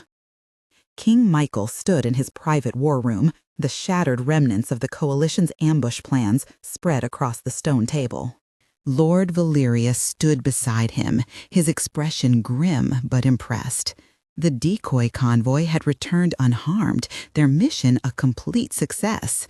"They fell for it entirely," Valerius reported. "The guard said Peter looked as if he'd been struck by lightning. The coalition is in disarray. Garrick is already sending furious messages accusing Peter of incompetence. Good, Michael said, his voice flat. He traced a finger over the map, his golden eyes calculating. Let them turn on each other. Distrust will do more damage than any blade. And the source of the intelligence? Valerius asked carefully. The moon petal letter? Do you believe it now, Your Majesty? Michael was silent for a long moment. He had been skeptical at first, despite Adira's conviction. Anonymous warnings were rarely trustworthy, but the letter's details had been frighteningly accurate. The location, the timing, the tactical positions all matched perfectly with the intelligence his own scouts had gathered. Whoever had sent that letter had access to the coalition's inner circle. I believe, Michael said slowly, that someone is risking their life to stop this war. Whether their motives are pure or selfish, I do not yet know, but they are valuable. He turned to Valerius, his expression hardening. Find them. I want the sender of that letter identified and brought to me alive. Use every resource we have. Question the merchant again. Track the letter's origin. I don't care what it takes. And if it is Delilah? Valerius asked, referring to the queen's sister, the traitor. Then we will have a very interesting conversation, Michael said coldly. But I want her found. She knows things. She has access to Malachi, to Peter, to the coalition's plans. The revelation hung heavy in the air as both men processed its implications. Michael's mind churned with possibilities. If Delilah was indeed behind the letter, it raised questions about her loyalties. Was she working to undermine the coalition for personal gain? Or did she genuinely seek to prevent the bloodshed of war? Either way, her knowledge made her a critical player in the unfolding drama. Valerius nodded, understanding the gravity of the task before him. I'll dispatch writers immediately. Every lead, no matter how small, will be followed. Michael gave a curt nod of approval, his thoughts already shifting to broader strategies. With the coalition fractured and distrust spreading like wildfire, the balance of power was shifting in his favor. Yet he couldn't shake the feeling that unseen forces were at play, forces beyond even his considerable influence. Outside the war room, the palace buzzed with activity. Couriers darted through corridors, delivering updates and orders. Servants whispered nervously about the growing tension between the factions. Even the guards seemed more alert, their hands never far from their weapons. In another part of the kingdom, Peter paced furiously in his tent. The failure of the ambush gnawed at him, but the betrayal cut deeper. Someone close to him had betrayed the pack. His mind sifted through names and faces, searching for signs of duplicity. Could it be one of his most trusted advisors? Or someone lower in rank, seeking to curry favor with the king? Malachi entered the tent, his demeanor calm but resolute. My Alpha, he began cautiously, we've started questioning those who had access to the plans. So far, nothing concrete has surfaced. Peter stopped pacing and fixed Malachi with a piercing glare. Nothing concrete? That's unacceptable. We need answers, Malachi, now. I understand, Malachi replied evenly, but accusations without proof will only sow further discord. Let me handle this methodically. Trust me, my Alpha. Peter hesitated, then nodded reluctantly. He hated waiting, but Malachi was right. Reckless accusations could weaken the pack further. Still, the gnawing suspicion lingered. Meanwhile, in a secluded corner of the kingdom, a cloaked figure moved silently through shadowed streets. The moon petal letter had served its purpose, throwing the coalition into chaos, But the figure knew this was only the beginning. They had gambled everything on exposing the truth, hoping to avert disaster. But trust was a fragile thing, especially in times of war. Back in the palace, King Michael reviewed reports late into the night. Sleep eluded him as he pieced together fragments of information. Each clue brought him closer to unraveling the mystery, yet the stakes grew higher with every passing hour. War loomed on the horizon, and the choices made now would shape the fate of the realm. As dawn broke over the kingdom, uncertainty still reigned. Alliances shifted, secrets festered, and hidden agendas threatened to tear apart the fragile peace. In the end, only time would reveal whether the seeds of betrayal would bloom into salvation or destruction. If she has genuinely turned against them, she is our most valuable asset. If she's playing a deeper game, the unspoken threat lingered heavily in the air. Valerius bowed deeply. "I will deploy the scouts immediately, Your Majesty." As the advisor exited, Michael returned his focus to the map before him, his thoughts unraveling the tangled web of deception and strategy. Adira had been right to heed the warning. Her instincts, honed from years of being dismissed and underestimated, allowed her to perceive truths others overlooked. She had saved them from walking into an ambush. But now a new question gnawed at him. If Delilah had sent one warning, would she send another? And if she did, could they trust it? Or was this all part of a more intricate scheme, a way to game their confidence before delivering a fatal blow? He needed answers. He needed to locate the woman who had once sought to destroy his queen and determine whether she was now attempting to protect her. The pursuit had begun. Malachi sat alone in his chambers, his expression cold with fury. The ambush had failed, not just failed, but done so spectacularly and humiliatingly. The coalition alphas were fracturing, accusing one another of betrayal. Peter, useful yet broken Peter, was starting to pose dangerous questions. Someone had leaked the plan, someone close. Malachi had caught a glimpse of her 3 days prior, a fleeting shadow near the edge of the camp. At the time, he had brushed it off as a trick of the light or a wandering rogue. But now, with the ambush exposed, he understood what he had seen. Delilah, the exiled sister, the disgraced manipulator, lurking like a ghost in the shadows. She had overheard. She had warned them. Malachi's hands clenched into fists. He had underestimated her, assuming she was too shattered, too consumed by guilt to pose any threat. But she had become a serious problem. If she had managed to get word to the Lie court once, she could do it again. And if she revealed his true intentions, his careful manipulation of Peter, everything would unravel. He needed a new plan, something so devastating, so absolute, that even if Delilah tried to warn them again, it wouldn't matter. He needed to push Peter into a final, suicidal assault, one that would ensure his death and the end of the Silverpelt bloodline. An idea began to take shape, cold and ruthless. The Lycan King's fortress. A direct assault was madness, which was precisely why no one would anticipate it.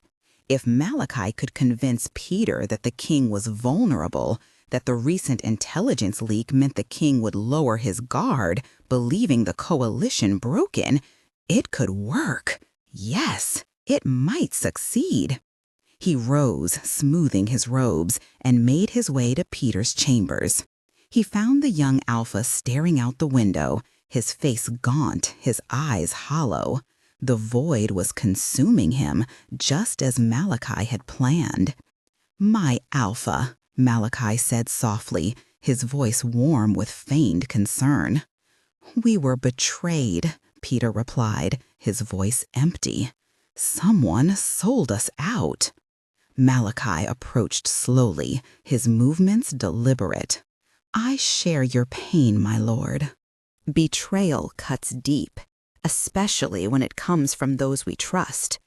But we must not let it break us. Instead, we must use it to strengthen our resolve. Peter turned to him, his gaze distant. How? How do we move forward when every step feels like walking into another trap? Malachi placed a reassuring hand on Peter's shoulder. By striking where they least expect it, the king believes us fractured, weakened by infighting. He will not see our next move coming. We can turn this betrayal into an opportunity, an opening to deliver a decisive blow. Peter's eyes flickered with something resembling hope, though it was tinged with desperation. "What are you suggesting?" "A direct assault on the fortress," Malachi said, his tone firm. "A bold strike while they believe us scattered and leaderless. It will be chaos, yes, but chaos works in our favor. They will not be prepared." Peter hesitated, doubt clouding his features. "And if it fails? If this is another trap?" Malachi leaned closer, his voice low and persuasive. "Then we die fighting for a cause greater than ourselves. But I believe in this plan, my Alpha. I believe in you. Trust me, as I have always trusted you." Peter's jaw tightened, and for a moment Malachi feared he had pushed too far. But then the young Alpha nodded, his resolve hardening. "Very well, we strike at dawn." As Peter turned back to the window, Malachi allowed himself a small, triumphant smile. The pieces were falling into place. All that remained was to ensure Delilah could not interfere again. Malachi nodded in agreement. "And I believe I know who." Peter turned sharply, his gaze intense. "Tell me." Malachi hesitated, letting his voice carry a tinge of reluctance. "It's Delilah," he said finally. "I didn't want to believe it at first, but the more I think about it, the more it makes sense. She was always ambitious, always envious. She lost everything when the queen refused her forgiveness." He paused, letting the weight of his words settle. "What if she has aligned herself with the Lycan court? What if she's seeking their favor by betraying you?" Peter's face contorted with fury. "That treacherous—" "But," Malachi interjected smoothly, cutting off Peter's rage, "her betrayal has revealed something crucial. The king now believes we are broken, defeated. He thinks the coalition will crumble and disband. He will lower his guard. He will assume we are no longer a threat." Peter stared at him, confusion warring with anger. "What are you saying?" "I'm saying," Malachi continued, his voice dropping to a conspiratorial whisper, "that this is our opportunity. The king expects us to retreat. Instead, we attack. We take the fight directly to his fortress, a swift, overwhelming assault. We catch him unprepared, and we end this war in one decisive strike." Peter's eyes widened. "The fortress is impregnable." "It is defended," Malachi corrected, "but not invincible. If we act quickly, if we strike before he can reinforce, if we commit everything we have—" He let the suggestion linger, poisonous and seductive. "We can avenge your father. We can restore your honor. We can kill the king." Peter turned back to the window, his reflection ghostly in the glass. Malachi watched him closely, waiting. The seed had been planted. Now all it needed was watered with rage and desperation. "Gather the coalition," Peter said finally, his voice cold and resolute. "Tell them we attack in 1 week. Tell them this ends at the king's gates." Malachi bowed low, concealing his triumphant smile. Perfect. 1 week, one final glorious disaster, and the silver pelt bloodline would be extinguished. Delilah pressed herself against the cold stone wall of the abandoned granary, her heart pounding so loudly she feared the guards might hear it. She had been tracking Malachi for days, staying far enough behind to avoid detection. And tonight, her persistence had paid off. She had overheard everything: the fortress, the plan, the attack. They were going to march on the fortress in 1 week. Her breath came in shallow, panicked gasps. This was it, the final move, Malachi's endgame. He was sending Peter and the entire coalition on a suicide mission. And Peter, consumed by grief and fury, couldn't see the trap. She had to warn them. She had to warn Adira. But how? The first letter had worked, barely. The king had changed his route, evaded the ambush. But would they believe a second warning? Would they dismiss it as another trick, a ploy to make them paranoid? Worse still, Malachi already suspected. She had seen the way his eyes swept the shadows after the ambush failed. He knew someone had leaked the information. He suspected her. Delilah clenched her fists, forcing herself to focus. There was no time for doubt. Lives depended on her next move. If she acted too hastily or carelessly, the consequences would be catastrophic. She needed a plan, a way to get the message through without revealing herself. But every path forward seemed fraught with danger.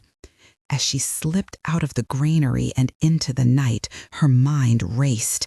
She couldn't afford to fail, not this time. If she was caught sending another message, he would kill her slowly. But if she didn't, the king and queen would be caught off guard. The fortress would be besieged. People would die. And Peter, broken and manipulated Peter, would be slaughtered at the gates, exactly as Malachi intended. Delilah's hands shook as she pulled out another scrap of stolen parchment. She couldn't use a merchant this time. It was too slow, too unreliable. She needed to get the message to the fortress directly, which meant she had to get closer, much closer. She scribbled the warning in the dim light of the moon, her handwriting frantic and jagged. They are coming. 1 week. Direct assault on the fortress. Malachi is leading Peter to his death. This is the final attack. Please, please. She didn't have another moon petal. She had nothing left to prove her sincerity. All she had was the desperate hope that her first warning had earned her enough trust for this second one to be taken seriously. She folded the letter, tucking it into her ragged dress, and slipped out of the granary. She would head toward the Lycan territories, find a way to pass the message to a border patrol, to anyone who could get it to the queen. It was a death sentence. Malachi's spies were everywhere. Peter's scouts were hunting for traitors, but she had no choice. This was her atonement, her penance. And if it cost her life, then so be it. She owed Adira that much.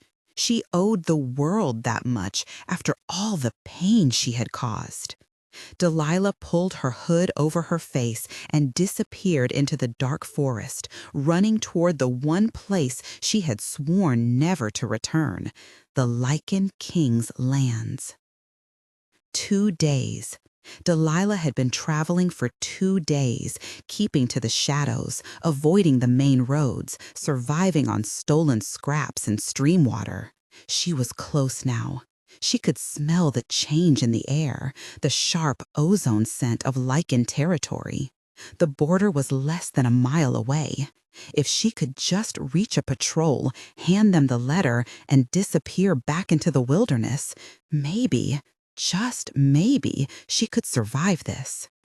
She crept through the underbrush, her eyes scanning the tree line for any sign of guards. There, in the distance, she could see the black and gold armor of a Lycan scout, his posture alert, his golden eyes sweeping the forest. Perfect. She waited until he turned away, then darted forward, clutching the letter. She would throw it at his feet, shout that it was for the queen, and run. It was crude, but it would work. She broke from the cover of the trees, her arm raised to throw. A hand clamped over her mouth from behind. Delilah's scream was muffled as she was yanked backward, dragged into the shadows. She thrashed, clawing, kicking, but the grip was iron. A voice hissed in her ear, rough and furious. Traitor. No, no, no. She was spun around, and her blood turned to ice. It was Cale, one of Peter's elite warriors, the survivor of Alpha Boron's failed attack. Cale's golden eyes burned with fury as he pinned her against a tree, his blade pressing lightly against her throat. "You've been busy," he growled, his voice low and dangerous, "sending messages to the queen, betraying your own people." "It's not what you think," Delilah whispered, her voice trembling. "I'm trying to save lives. Peter, he's being used. Malachi's going to destroy him, destroy all of us." Cale's jaw tightened, but his blade didn't waver. "And why should I believe you? You're the reason we're in this mess. Your lies got us here." "I know," she choked out, tears welling in her eyes. "I know what I did. That's why I'm here. I'm trying to fix it. Please, Cale, just take the letter. Give it to the queen." "If you don't, everyone will die." For a moment, Cale hesitated, his gaze flickering to the crumpled parchment clutched in her hand. Then, with a swift movement, he snatched it from her grasp and stepped back, his blade still trained on her. He unfolded the letter, scanning the words quickly. His expression hardened further, but there was something else in his eyes now. Uncertainty. "This changes nothing," he said finally, folding the letter and tucking it into his belt. "You're still a traitor.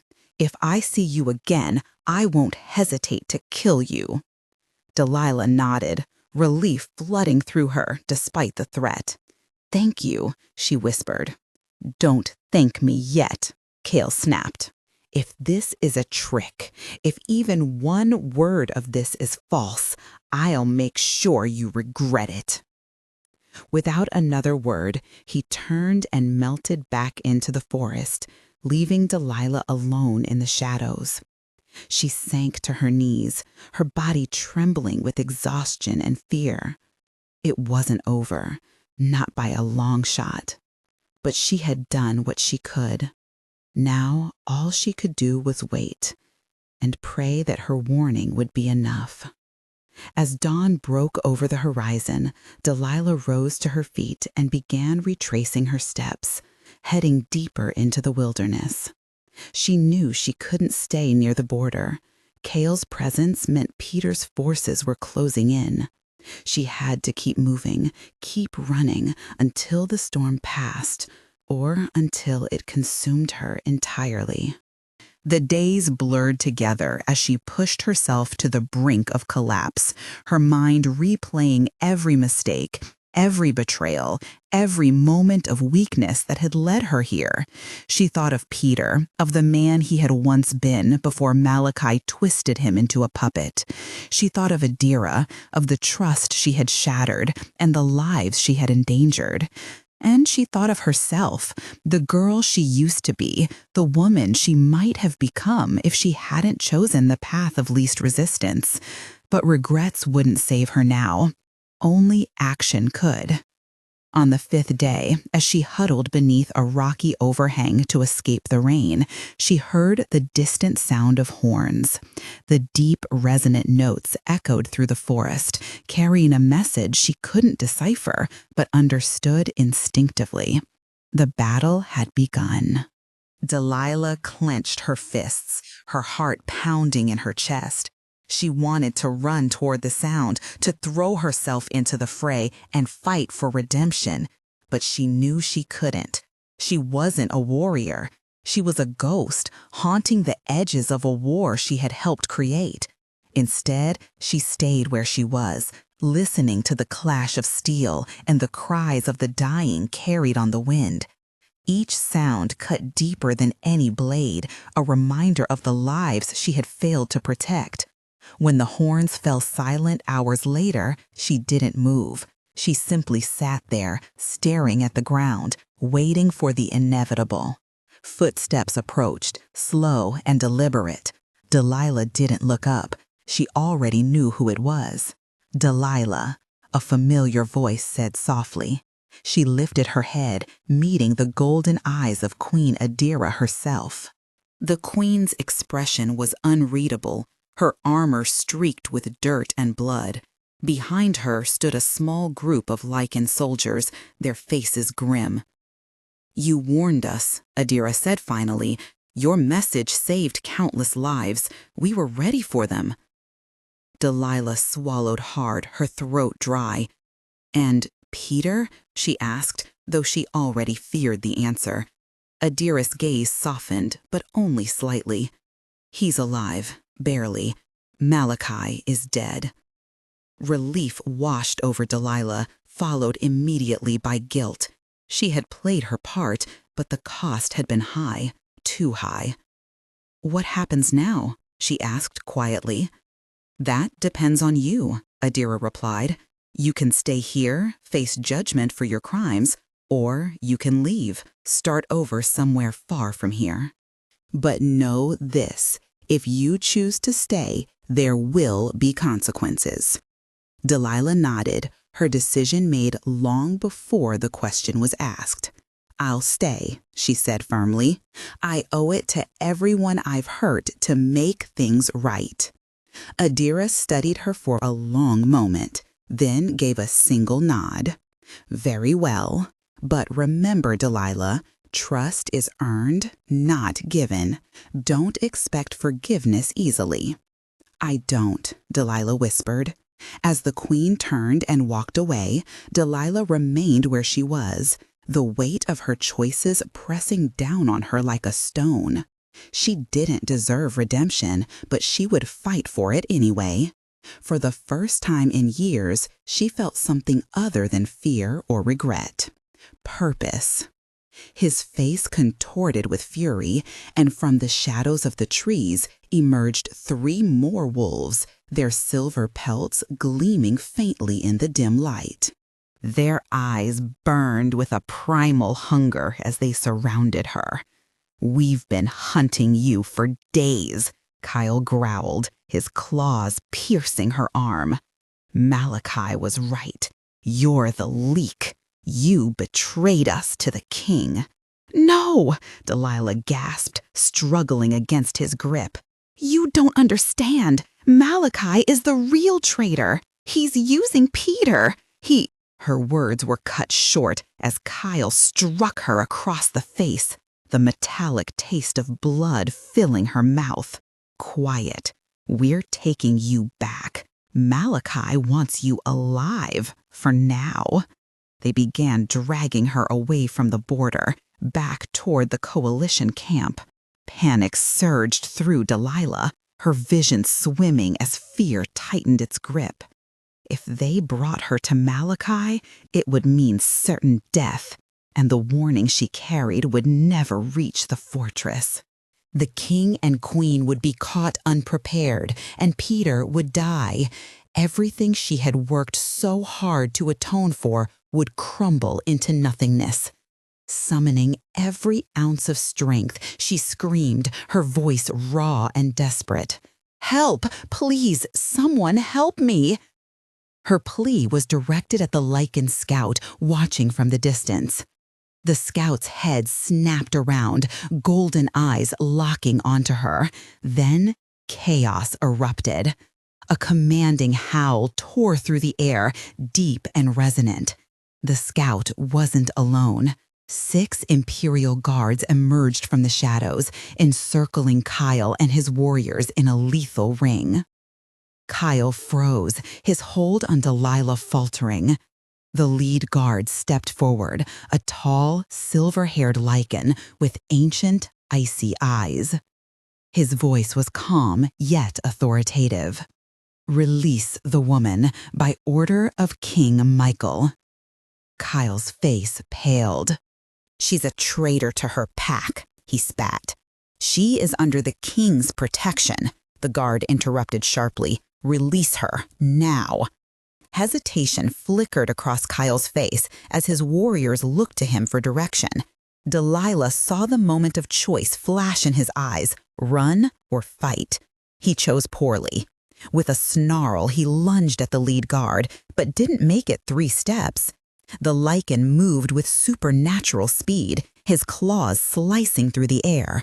Kyle collapsed to the ground, unconscious. His warriors were quickly subdued, the skirmish lasting less than 10 seconds. The silver-haired guard turned his attention to Delilah, who had fallen to her knees, trembling. "You are Delilah," he stated, his tone devoid of emotion, "sister of the queen." She nodded weakly, unable to form words. "You will come with us," he continued, his statement firm and unyielding. 2 guards lifted her gently but firmly, supporting her weight. "The king wishes to speak with you." Delilah's mind raced. The king? She was being taken to the very man she had once plotted against, the ruler she had tried to undermine. Fear and relief warred within her chest. As the guards guided her toward the fortress, she clutched the letter in her hand, her voice trembling. "Please, I have to warn them, please." The silver-haired guard glanced at the crumpled parchment, then at her tear-streaked face. "You will have your chance," he said simply. "The king is waiting." The journey to the fortress passed in a haze. Time seemed to blur as exhaustion and dread weighed heavily on Delilah. Each step brought her closer to an uncertain fate. The towering walls of the fortress loomed ahead, their imposing presence both awe-inspiring and terrifying. Guards stationed at the gates stood alert, their expressions unreadable as the group approached. Inside, the corridors were vast and opulent, lined with intricate carvings that spoke of centuries of history. Delilah felt small amidst such grandeur, her guilt pressing down on her like a physical weight. They stopped before a set of double doors, ornately decorated with symbols of the kingdom. One of the guards pushed them open, revealing a throne room bathed in soft light. At the center sat King Michael, his presence commanding, yet tempered by an aura of quiet wisdom. Beside him stood Queen Seraphina, her gaze piercing and unwavering. Delilah swallowed hard, her legs threatening to buckle beneath her. The guards released her, stepping back to allow her to face the monarchs alone. For a moment, silence hung heavy in the air. Then the king spoke, his voice steady and measured. "Delilah, sister of my queen, you stand accused of treachery, yet you claim innocence. Speak, what truth do you bring before us?" Summoning what little courage she had left, Delilah stepped forward, holding out the crumpled letter. Her hands shook as she extended it toward the king. "Your Majesty, this letter contains evidence of betrayal, not mine, but Malachi's.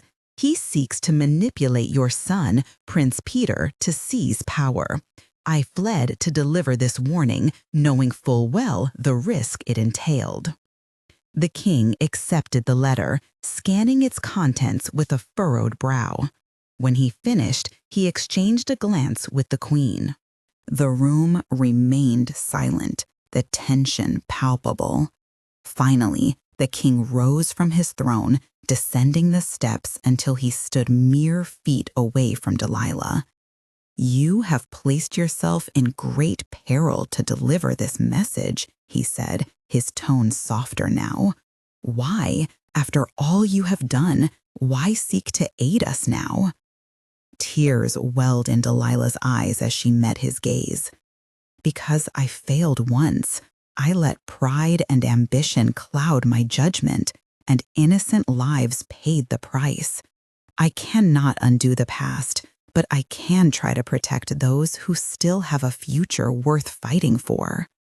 For a long moment, the king studied her, his expression inscrutable. Then he nodded slowly.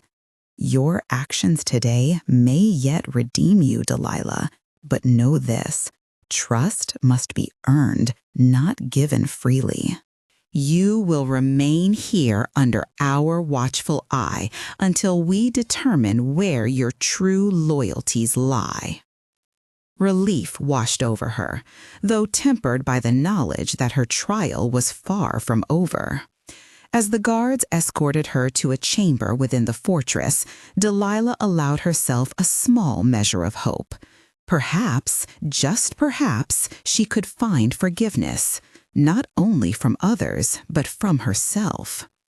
Delilah was half carried, half dragged through a shadow walk, that disorienting tear in reality only the most powerful lichens could perform. When the world solidified again, she found herself in a vast, cold chamber, her legs barely able to support her weight. The war room. She recognized it from whispers among the silver-pelt pack, a place of stone and strategy where the Lycan King planned his campaigns. At the far end of the massive table stood two people she had destroyed and betrayed. King Michael turned first, his golden eyes locking onto her with an intensity that made her knees buckle. He was even more imposing than she remembered, tall, powerful, radiating authority that pressed down on her like a physical force. Beside him, Adira stood in emerald velvet, her transformed eyes sharp and assessing. Delilah collapsed, her body giving out. A silver-haired guard caught her, lowering her carefully to the stone floor. "Your Majesty," he said, bowing, "we found her at the border, pursued by silver-pelt warriors. She was trying to reach our patrols." Michael's gaze never left Delilah's face. "Leave us," he commanded. The guards bowed and retreated, the heavy doors closing with an echoing boom. Silence filled the room, thick and suffocating. Delilah couldn't look up. She stared at the cold stone beneath her, trembling with exhaustion, fear, and something else. Relief. She had made it. Against all odds, she had reached them. "Look at me." The king's voice wasn't loud, but it carried absolute authority. Delilah forced her head up, meeting those burning gold eyes. She braced for rage, for disgust. Instead, she saw cold calculation. He was measuring her, determining whether she posed a threat or might serve as a tool. "You sent the moon petal," he stated, not a question. "Yes," Delilah whispered, her voice cracked and raw. "Why?" This question came from Adira, who had moved closer, her expression unreadable. "Why would you warn us after everything you've done?" Delilah's throat tightened. "Because I heard about Alpha Boren's death." "Because I realized it was my fault. All of it. If I hadn't manipulated Peter, if I hadn't made him reject you, none of this would have happened. His father would still be alive, the war wouldn't exist, and I had to stop it. I had to do something." "Noble," Michael said, his tone dripping with skepticism. "Or convenient, a disgraced exile seeking to earn favor with the winning side." "No," Delilah's voice cracked. "I don't want favor. I don't want anything. I couldn't let more people die because of me." Adira knelt, bringing herself level with Delilah. Her eyes, those new sapphire gold eyes, searched her sister's face. "The moon petal saved us. The ambush failed. But why are you here now? Why risk coming to the border? Delilah fumbled with the crumpled letter still clutched in her hand, holding it out with trembling fingers. Because there's another attack, the final one, in 5 days. Delilah's words hung in the air, stark and unyielding. Adira took the letter cautiously, unfolding it with deliberate care. Her brow furrowed as she scanned its contents, then passed it silently to Michael. The king read swiftly, his jaw tightening with each line. When he finished, he set the paper down without a sound, his golden eyes fixed on Delilah once more.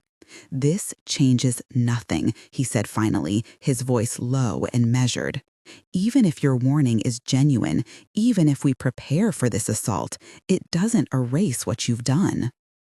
"I know," Delilah replied softly, tears welling in her eyes. "I don't expect forgiveness. I don't deserve it. But please, believe me when I say I'm not here to deceive you, not anymore." For a moment, no one spoke. The weight of the room seemed to press down harder, the silence stretching taut between them. Then Adira exhaled sharply, rising to her feet.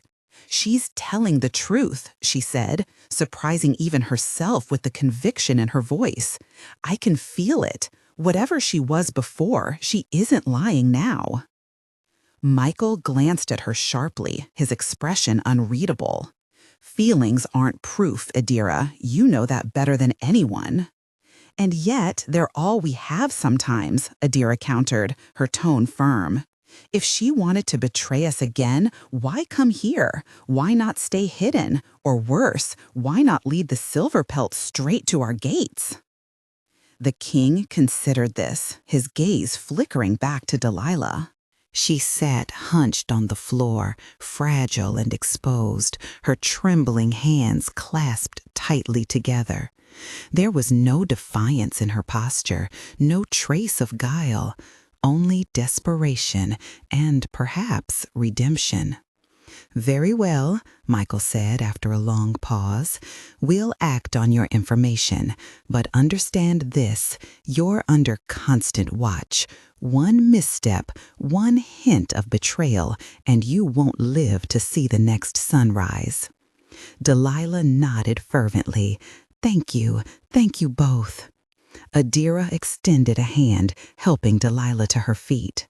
For a brief moment, their eyes met, and something unspoken passed between them, a flicker of understanding, maybe even forgiveness. Then Adira stepped back, turning to address the king. "We need to mobilize immediately. If this attack is as large as the letter suggests, we'll need every advantage we can muster." Michael nodded, already moving toward the war table. "Summon the generals, alert the northern patrols, and send word to the southern clans. We'll need reinforcements if we're to hold the line." As orders were issued and plans unfolded, Delilah remained rooted in place, overwhelmed by the whirlwind around her. She had expected hostility, scorn, even violence. What she hadn't anticipated was purpose, or the faint glimmer of hope that maybe, just maybe, she could begin to make amends. The days that followed were a blur of activity. Delilah was given quarters within the fortress, a small, Spartan room with bare stone walls, but she rarely stayed there. Instead, she wandered the halls, observing preparations for the impending battle. Soldiers trained tirelessly in the courtyards, their weapons gleaming under the pale light of the moons. Messengers darted through corridors, delivering updates and directives. The entire stronghold pulsed with tension, a living organism bracing for impact. Despite Michael's warning, no one directly guarded her. Still, Delilah felt their eyes everywhere, in the subtle shifts of shadows, in the hushed conversations that fell silent as she passed. She didn't blame them. Trust was a luxury none could afford in times like these. Yet amidst the suspicion, there were moments of unexpected kindness. A young soldier offered her bread and cheese during a late-night vigil. An elderly healer stitched a tear in her cloak without asking questions. Slowly, tentatively, Delilah began to carve out a fragile place for herself within the fortress walls. On the fourth day, Adira sought her out. They met in the library, a cavernous space lined with ancient tomes and illuminated by flickering torchlight. Adira closed the door behind her, leaning against it as she regarded Delilah thoughtfully. "How are you holding up?" she asked, her tone softer than usual. Delilah hesitated, unsure how to answer. I don't know. It's strange, being here, seeing everything you've built, everything I almost destroyed." Adira crossed the room, settling into a chair opposite Delilah. "You did destroy things that mattered deeply to me, to all of us. But destruction isn't the end. Sometimes it's the beginning of something new." Delilah looked away, guilt twisting in her chest. "I don't deserve second chances, not after what I've done." "Maybe not," Adira admitted. "But life doesn't always give us what we deserve. Sometimes it gives us what we need instead." Their conversation stretched into hours, delving into topics neither had dared broach before. Adira spoke of her transformation, of the pain and power that came with it. Delilah confessed her fears, her regrets, her longing for redemption. By the time they parted ways, something tentative had formed between them. Not quite friendship, but a fragile bridge spanning the chasm of their shared past. Dawn broke over the horizon on the fifth day, casting the battlefield in hues of crimson and gold. The air was thick with anticipation, the kind that made skin prickle and breaths shallow. Delilah stood atop the fortress walls alongside Michael and Adira, watching as the enemy forces assembled in the distance. Thousands strong, their banners black against the sky, they moved with precision and purpose. "They're bigger than we thought," Michael murmured, his voice grim.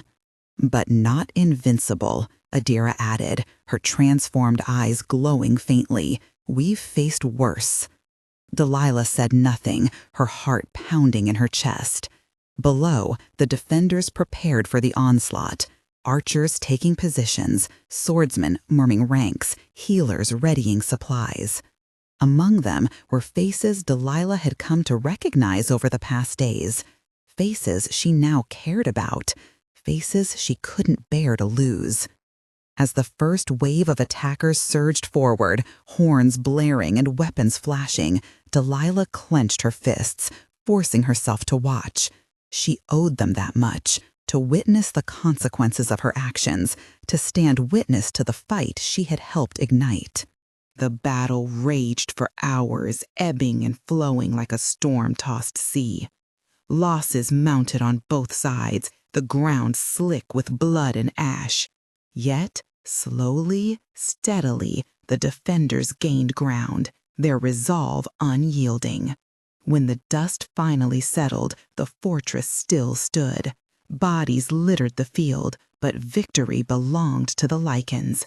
Exhausted cheers rose from the survivors, mingling with cries of grief and relief. Amidst the chaos, Delilah found Adira. The younger woman was battered but alive, her armor dented and smeared with dirt. "We did it," Adira said, managing a weak smile. "Against all odds, we did it." Delilah nodded, tears streaming down her face. "Yes, you did." And for the first time in years, she allowed herself to believe that maybe, just maybe, she could too. Malachi had successfully convinced Peter to launch a direct assault on the fortress, framing it as an opportunity for victory. In reality, it was nothing short of a death sentence. Malachi's true intention was clear. He wanted Peter dead, along with his entire bloodline, to seize control of Silverpelt. Michael held the letter in his hands, scanning it quickly. His expression darkened as he processed the words. A direct assault on my fortress? That's suicide. That's the point, Delilah interjected desperately. Malachi is the true enemy. He manipulated Boren into attacking you. He's been pulling Peter's strings ever since. He's exploiting Peter's grief and the void left by Boren's death to make him reckless. He wants Peter to die at your gates. Adira looked at Michael, her face tense with worry. If she's right. If she's right, Michael said slowly, his voice heavy with implication. Then we have 5 days to prepare for a siege. He turned his piercing gaze back to Delilah. You will tell me everything, every detail of their forces, their plans, their weaknesses. And if you are lying, if this is another scheme, I will make you wish you had died in that forest. Delilah nodded fervently, tears streaming down her face. I'll tell you everything, I swear it. For 3 hours, Delilah spoke without pause. She revealed the existence of the coalition, a union of 5 packs, nearly 200 warriors strong. She recounted Malachi's manipulations, explaining how he had stoked Boren's rage and whispered poison into Peter's ear. She described the tactical plans she had overheard, detailing the routes they intended to take, and the precise timing of the assault. Michael and his commanders listened intently, their faces grim as they took notes and adjusted their defensive strategies. Adira sat beside her sister, her expression shifting between anger and something softer, perhaps pity or understanding. Malachi is clever, Delilah said, her voice strained from speaking for so long. He's positioned himself as Peter's only trusted advisor. Everyone else who questioned the war has been removed or silenced. Peter thinks Malachi is loyal, that he's avenging Boren's honor. He has no idea he's being led to slaughter. And the other alphas? Michael asked. Did they know Malachi's true intentions? No, Delilah replied firmly. They think this is about freedom from your rule. They believe Peter is a martyr's son seeking justice. Malachi has played them all perfectly. Lord Valerius, who had been quietly observing from the shadows, stepped forward. Your Majesty, if what she says is true, we have an opportunity. We can fortify the fortress, prepare for the assault, and crush them when they arrive. The coalition will be broken, and the rebellion will end. No, Adira said suddenly, her voice cutting through the room. Everyone turned to look at her. She was staring at Delilah, her expression thoughtful. If we just slaughter them at the gates, Peter dies believing he was right, believing you're the tyrant Malachi painted you as. The other packs will see it as confirmation of their fears. The rebellion won't end. It will fester. Michael's eyes narrowed. What are you suggesting? We expose Malachi, Adira said firmly. We let Peter see the truth before blood is spilled. If we can prove Malachi is the traitor, the real enemy, the coalition will fracture on its own. Peter will stand down. Valerius asked skeptically. And how? Do we expose him?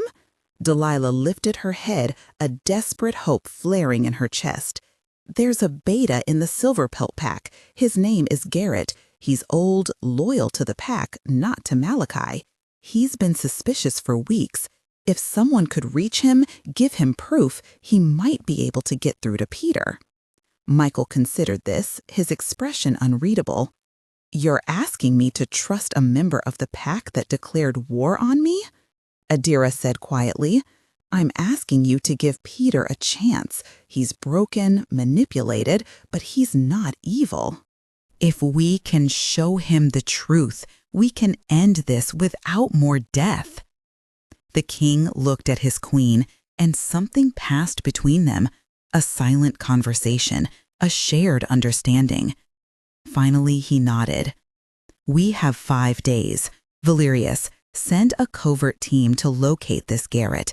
If he's willing to listen, We'll give him what he needs to expose Malachi." He turned to Delilah. "And you will remain here under guard. If this is a trap, you will not live to see the outcome." Delilah bowed her head. "I understand. Thank you." As the commanders dispersed to prepare, Adira reached out, her hand hovering over Delilah's.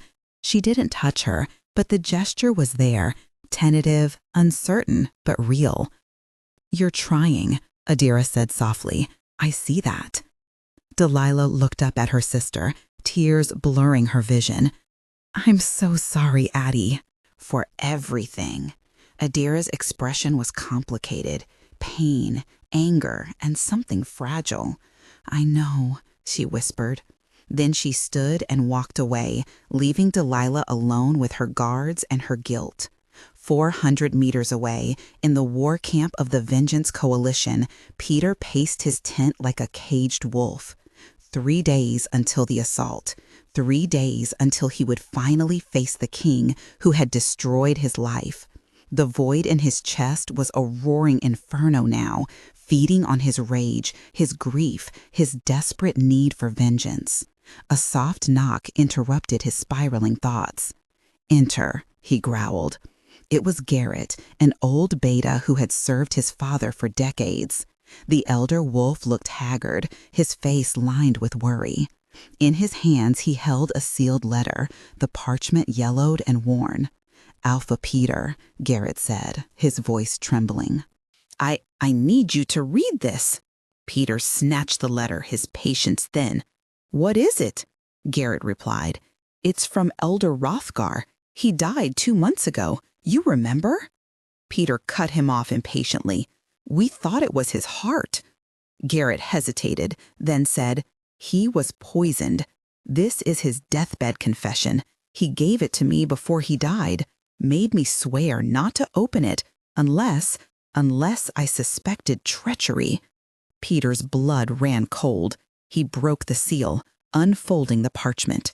The handwriting was shaky, the words blotted with what might have been tears or blood.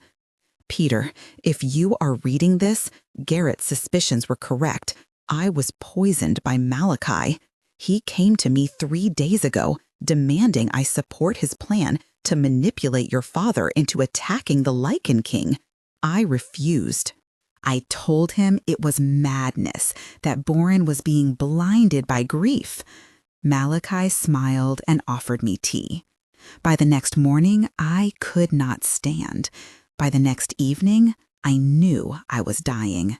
Malachi is not loyal to your family. He is ambitious. He wants the silver pelt pack for himself, and he will destroy you and your father to get it. Trust no one, especially not him." The letter slipped from Peter's hands, fluttering to the ground. His mind was blank, a void within the void. Poisoned. Rothgar had been poisoned by Malachi, his most trusted advisor. The man who had comforted him, guided him, pushed him toward this war. "No," Peter whispered. But even as he denied it, the pieces began to fall into place. Malachi's eagerness for the assault on the king, his insistence that Bourne's death was an opportunity. The way he had isolated Peter removed any voice of dissent. The failed ambush that Malachi had blamed on Delilah without proof. "Alpha," Garrett said gently, "I've been watching him. He's been sending private messages, meeting in secret with certain warriors. I think he's planning to ensure you don't survive the assault." Peter's rage, which had been focused on the Lycan King for so long, imploded. It turned inward, then outward, refocusing on a new target. Malachi, the serpent, the traitor. Where is he? Peter's voice was a low, deadly growl. With the coalition leaders planning the final attack route. Peter's claws extended, his entire body vibrating with a fury so intense it was almost blinding. "Gather the loyal warriors, only those you trust completely. We're going to the fortress, but not for the king. Garrett's eyes widened. Alpha, we're going, Peter snarled, to kill a traitor. The war camp exploded into chaos. Peter roared orders, his voice carrying the absolute authority of his bloodline. Warriors scrambled, confused and alarmed. Malachi emerged from the command tent, his face a mask of concern. My Alpha, what's happening? Are we advancing early? Peter turned to face him, and Malachi actually took a step back. The look in Peter's eyes was not the cold rage he'd been cultivating. It was something far more dangerous. Clarity. You poisoned Hrothgar, Peter said, his voice eerily calm. Malachi's expression didn't change, but his eyes flickered. What, Alpha? I don't... You manipulated my father into attacking the king, knowing he would die. You've been feeding me lies, isolating me, pushing me toward a suicide assault on the fortress. Peter took a step forward, and Malachi stumbled back. You want me dead? You want my bloodline extinct? This is madness, Malachi said, his voice rising. Who told you this? Delilah? She's the traitor. Peter's growl rumbled through the air, silencing Malachi mid-sentence. Hrothgar left a message, a warning. You underestimated him, just like you underestimated me. Malachi's composure cracked. His hands twitched at his sides, and his eyes darted around the camp, searching for allies. But none stood with him.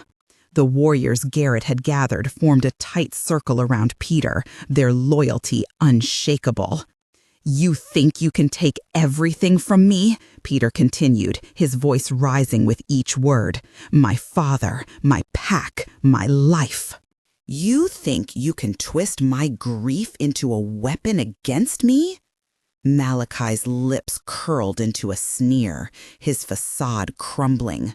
You're weak, Peter, like your father, too blinded by emotion to see the truth.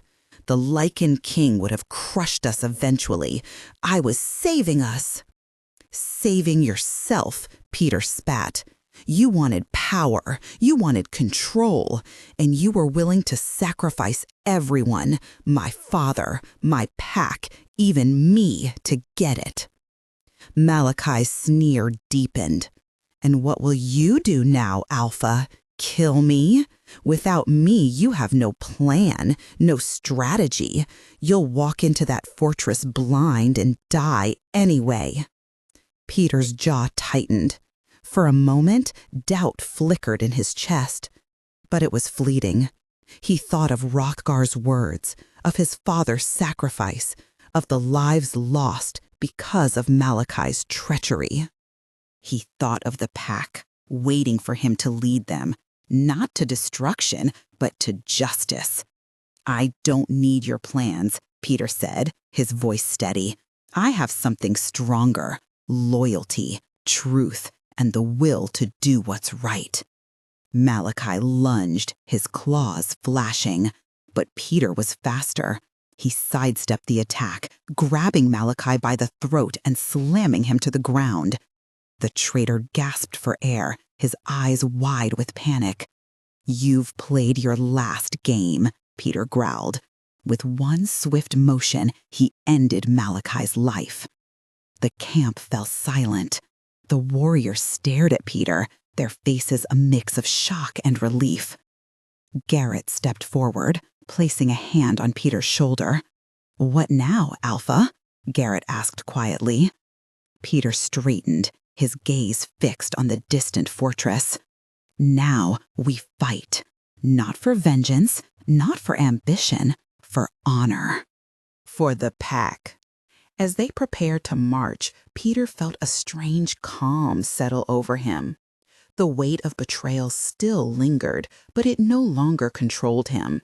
He had clarity now, purpose, and he would see it through, no matter the cost. She's filling your head with lies, Hrothgar told me, Peter roared, holding up the letter in his own hand, before you killed him. The camp went silent. Every warrior, Every alpha turned to stare. Malachi's mask cracked just for a moment, and beneath it was something cold and calculating. "You have no proof," Malachi said quietly, "just the ravings of a dying old wolf." "Then you won't mind coming with me to the king's fortress," Peter said, "where we will present this evidence and hear the truth." Malachi's eyes widened. "You would side with the king, the one who killed your father?"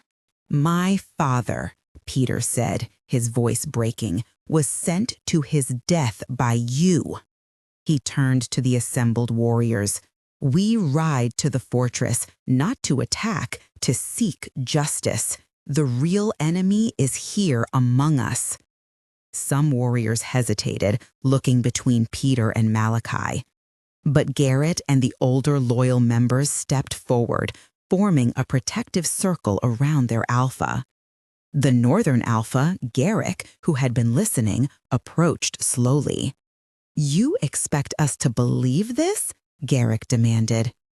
"I expect you to see the truth," Peter said. "Malachi has been playing us all, using our hatred of the king to start a war that benefits no one but him."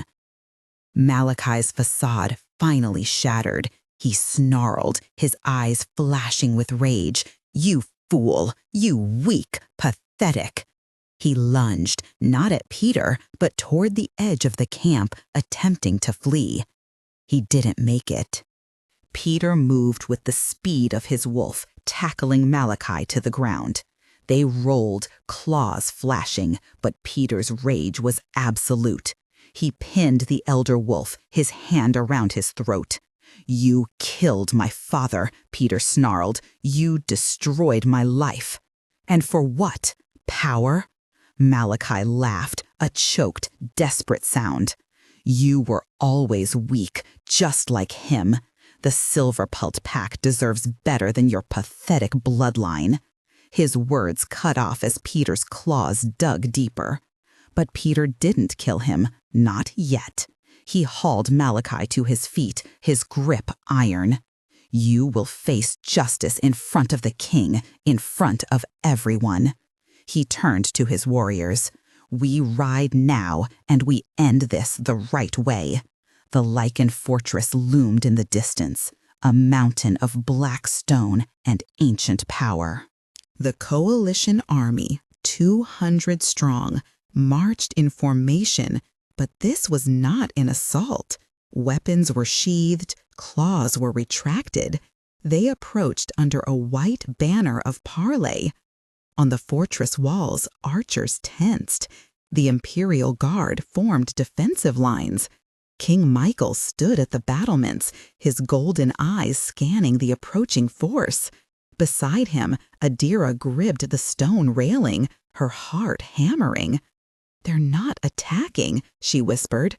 "Not yet," Michael said grimly. But something was different.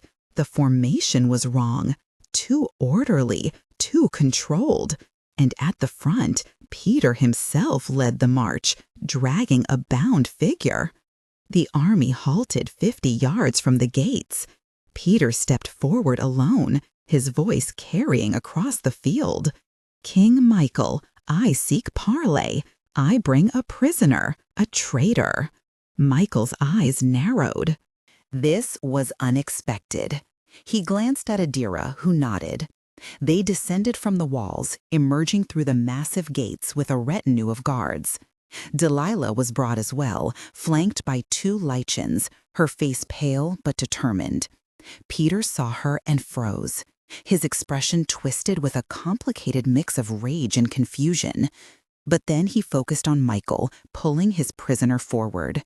It was Malachi, bloody and beaten, his eyes full of impotent fury. "This," Peter said, his voice ringing clear, "is the architect of this war. Not you, not me, him." The field went silent. Every wolf, every Lycan stared. Peter held up Hrothgar's letter, his voice shaking. He poisoned a loyal elder who refused to support his schemes. He manipulated my father into attacking you, knowing he would die. He has been leading me and this coalition toward our own destruction so he could seize control of my pack. Michael's expression was unreadable. And you expect me to believe this? You declared war. You swore vengeance. I was wrong, Peter said, and the words seemed to cost him everything. I was blinded by grief and rage, by the void. I wanted someone to blame, and Malachi gave me a target. He looked at Malachi with disgust. But the real enemy was beside me all along. Adira stepped forward, and for the first time, Peter's gaze fell fully on her, the woman he had rejected, the queen she had become. Shame flooded his face. "We have proof as well," Adira said quietly. She gestured to Delilah. "My sister risked her life to warn us of the attacks. She overheard Malachi's plans. She knows the truth." Delilah stepped forward, her voice steady. "I heard him, Peter. He wanted you dead. He wanted your family erased. This war was never about honor. It was about his ambition." Peter stared at her, then at the king, then at the bound Malachi. The old wolf spat. "Lies, all lies. You're weak, all of you."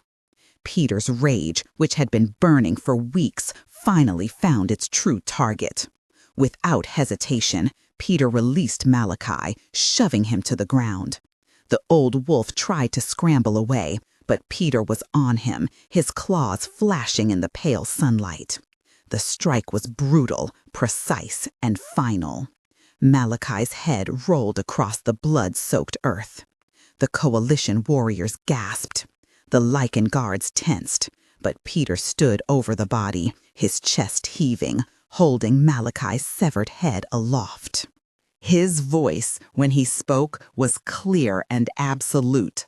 "This is what happens to traitors," he roared, "to those who would manipulate the grief of a pack, who would send warriors to their deaths for personal gain." He turned, showing the head to both armies. "The Silver Pelt Pack has been deceived. We declared war on the wrong enemy, and I, as Alpha, take full responsibility." He dropped the head and turned to Michael, falling to his knees in the dirt. His warriors, seeing their Alpha kneel, followed suit. 200 wolves bowed before the Lycan King. "I was a fool," Peter said, his voice raw. "I rejected my fated mate for ambition. I let grief blind me to the truth. I let a serpent whisper poison in my ear." He paused, swallowing hard. "My father is dead because of my weakness. This war is my failure." Lifting his head, he met Michael's burning gaze. "I offer you my life, my pack, and my surrender. Do with us as you will. We deserve your judgment." The field fell silent. Michael stood like a statue, his expression cold and unreadable. Every eye was on him, waiting for his verdict. Would he execute Peter? Slaughter the coalition? Show mercy? Adira's hand touched his arm, light but significant. Michael looked down at her, and she met his gaze with quiet conviction. She had told him that Peter deserved a chance at redemption, that Delilah deserved a chance at atonement. She was asking him now to honor that belief. Michael's gaze returned to Peter. "You were manipulated," he said finally, his tone measured. "But you still chose. You chose rejection. You chose war. You chose to ignore the warnings and follow rage instead of reason." "I know," Peter whispered. "However," Michael continued, his voice softening slightly, "you also chose truth when it was revealed. You chose justice over pride. You chose to kneel rather than continue a pointless slaughter." He paused, letting the words sink in. "Stand up, Alpha Peter." Peter looked up, shocked. Slowly, he rose to his feet. "The war is over," Michael declared, his voice carrying across the field. "The coalition is dissolved. You will return to your packs, you will rebuild, and you will remember that the Lycan King is not your enemy. Your enemy is the kind of ambition and manipulation that led you here." He fixed Peter with a hard stare. "You will serve your pack with honor. You will rebuild the Silverpelt name.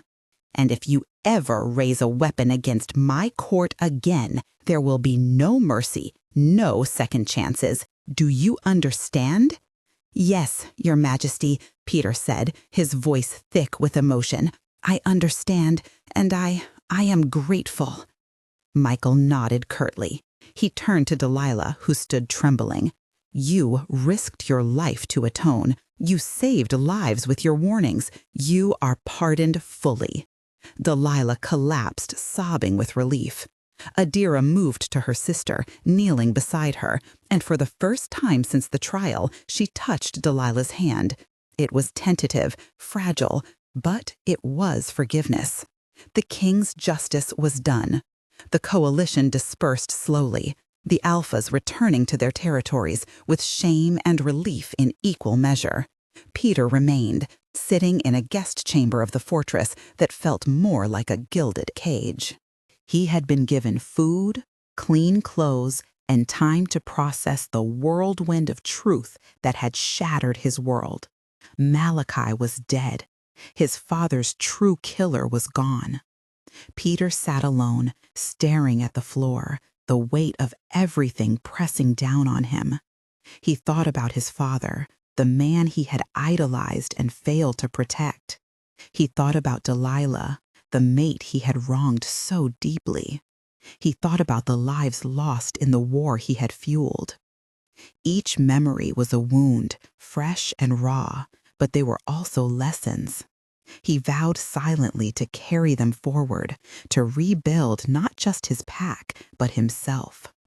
Outside, the fortress buzzed with activity as the remaining members of Michael's court worked to restore order. Adira walked among them, her presence calming. She checked on Delilah, who was resting in another chamber, still overwhelmed by the events. Forgiveness had been offered, but healing would take time. Adira knew this better than anyone. She had fought her own battles to find peace. Michael stood on the fortress balcony, looking out over the land. The sun was setting, painting the horizon in streaks of gold and crimson. He felt the weight of leadership settle heavily on his shoulders, but he also felt a strange sense of hope. Justice had been served, but more importantly, a path toward redemption had been opened. He believed in second chances, though they came with responsibilities. Peter and Delilah would have to prove themselves, but he trusted that they could rise to the challenge. As night fell, the fortress grew quieter. Torches flickered along the walls, casting shadows that danced like ghosts. Inside, Peter sat cross-legged on the floor, staring into the flame of a single candle. He thought about Malachi's manipulation, how easily he had been swayed by lies and ambition. He thought about his father's teachings, the values he had abandoned in his quest for power. Most of all, he thought about Delilah, the pain he had caused her, the love he had thrown away. He clenched his fists, vowing to make amends, even if it took the rest of his life. In another part of the fortress, Delilah lay awake, staring at the ceiling. Her mind replayed the moment Michael had pardoned her, the relief that had flooded her body. But it wasn't just relief, it was a spark of something else, hope. For years, she had lived under the shadow of guilt and rejection, believing she was unworthy of love or redemption. Now, she had been given a chance to start anew. She thought about Adira's touch, the tentative forgiveness her sister had extended. It wasn't perfect, but it was a beginning. Morning broke over the land, bringing with it the promise of renewal. Peter emerged from his chamber, his face set with determination. He sought out Michael, finding him once again on the balcony. "Your Majesty," he said, bowing deeply, "I wish to speak with you." Michael turned, studying him carefully. "Speak." "I want to thank you," Peter began, his voice steady despite the storm inside him. "Not just for sparing my life, but for giving me a chance to make things right. I won't waste it." "I'll dedicate myself to rebuilding my pack, honoring my father's legacy, and ensuring that no one suffers under the kind of manipulation I allowed to thrive." Michael nodded, his expression unreadable. "Good. Remember, actions speak louder than words."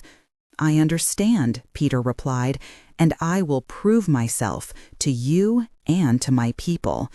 As Peter left, Michael exhaled slowly. He knew the road ahead would be long and fraught with challenges, but he also knew that change was possible. Redemption wasn't easy, but it was worth fighting for. Below, the fortress courtyard bustled with life. Warriors trained, healers tended to the injured, and messengers carried news to distant lands. The war was over, but the work of peace had only just begun. Adira joined Michael on the balcony, standing silently beside him. Together, they watched the sunrise, its light spreading across the land like a promise. Neither spoke, but their shared understanding was enough. They had faced darkness and emerged stronger, united by purpose and hope. Whatever the future held, they would face it together. The void lingered, an unyielding ache that refused to heal. A knock at the door interrupted his somber reflections. "Enter," he said, his voice heavy with exhaustion. To his astonishment, it was Adira. She stood in the doorway, resplendent in a deep blue gown, her transformed eyes assessing him with a blend of caution and something softer. Compassion, perhaps? "May I?" she asked. Peter nodded, rising awkwardly. "You don't need to ask. You're the queen." "I'm also the woman you rejected," Adira replied quietly, stepping inside. The door closed behind her, though guards remained stationed outside. "I wanted to speak with you alone." Peter swallowed hard, the weight of shame pressing down on him. "I don't know what to say. I'm sorry isn't enough. It will never be enough." "No," Adira agreed, her voice steady. "It won't. You broke me, Peter. You shattered me in front of everyone I knew. You called me weak and unsuitable. You chose my sister over the bond the goddess gave us." Peter's head dropped. "I know. I was arrogant, stupid. I thought the bond was a mistake. I thought I knew better than fate." "And now?" Adira prompted. "Now I know the truth," Peter admitted bitterly. "The void. Adira, it's destroying me. Every day I feel the emptiness where our bond should be. I feel the wrongness of it. I understand too late that the moon goddess doesn't make mistakes." "I do." Adira was silent for a long moment. "I don't forgive you, Peter. I can't. Not yet. Maybe not ever. But I understand you were manipulated, and I see that you're trying to make it right. It doesn't change what I did to you," Peter said. "No," Adira agreed, "but it changes what comes next. You're going back to Silverpelt. You're going to rebuild. And maybe someday you'll find a way to live with the void or find a new path." Peter looked at her, this woman he had cast aside, now a powerful queen standing before him with grace and strength. "You deserved better than me," he said quietly. "You always did. And the king, he sees you. He values you. I'm glad you found that." Adira's expression softened slightly. "Thank you for saying that." She turned to leave, then paused. "Peter, you're not the man who rejected me anymore. You're becoming someone different. Don't waste that. She left, and Peter stood alone, her words reverberating through the chamber. He had lost everything, his mate, his father, his honor. But he had been given something precious in return, a chance, and he would not squander it. 3 months passed. The territory settled into an uneasy but genuine peace. The Vengeance Coalition became a memory, spoken of in hushed tones as a cautionary tale. Within the Lycan court, changes unfolded. Delilah had been given quarters in the fortress, modest but comfortable. She spent her days working in the archives, helping organize the court's records, a quiet, humble role that suited her new life. The courtiers who had once sneered at her as the traitor's sister now nodded in respectful acknowledgement. Through courage and sacrifice, she had earned her place. The scars of the past still lingered, but they no longer defined the present. Lives were rebuilding, relationships reshaping themselves in unexpected ways. For Peter, the journey was far from over. Each day brought its own challenges, reminders of what he had lost and what he was striving to reclaim. Yet amid the pain, there was growth, a slow, deliberate process of becoming someone better, someone worthy of redemption. Adira's words stayed with him, a quiet anchor in moments of doubt. She had seen the potential in him, even when forgiveness felt impossible. Her strength and resilience inspired him, a testament to the power of perseverance and grace. Though their paths had diverged irrevocably, her presence in his life had left an indelible mark. In Silverpelt, Peter began the arduous task of rebuilding not just his kingdom, but himself. He surrounded himself with those who believed in the possibility of renewal, who understood that healing was not about erasing the past, but learning to carry it differently. The void within him remained, a constant reminder of his choices, but it no longer consumed him entirely. Instead, it became a catalyst, pushing him toward a future he could shape with intention and purpose. As the seasons shifted, so too did the dynamics of the court. Trust was slowly being restored, alliances forged anew. The people watched, cautiously optimistic, as leaders emerged who prioritized unity over division, compassion over vengeance. It was not a perfect world. They all bore scars, but it was a world moving forward, one step at a time. For Peter, the road ahead was uncertain. Mistakes would be made, lessons learned, and sacrifices endured. But he carried with him the knowledge that transformation was possible, that even in the face of profound loss, there was hope. Hope for redemption, for connection, for a life rebuilt on the foundations of humility and understanding. It wasn't easy, but nothing worth achieving ever was. Today, she stood in the great hall, dressed in a simple gown of soft gray, watching the procession of visiting dignitaries. Michael was hosting a summit, bringing together the alphas to formalize the new peace accords. A presence moved beside her, and she turned to find a tall, broad-shouldered alpha with warm brown eyes and a confident smile. His scent was cedar and rain, comforting and strong. "You're Delilah," he said, not a question. "I am," she replied cautiously. "And you are Alpha Khani of the Riverlands Pack, close ally of King Michael." His smile widened. "I've heard your story. What you did took remarkable courage." Delilah felt heat rise to her cheeks.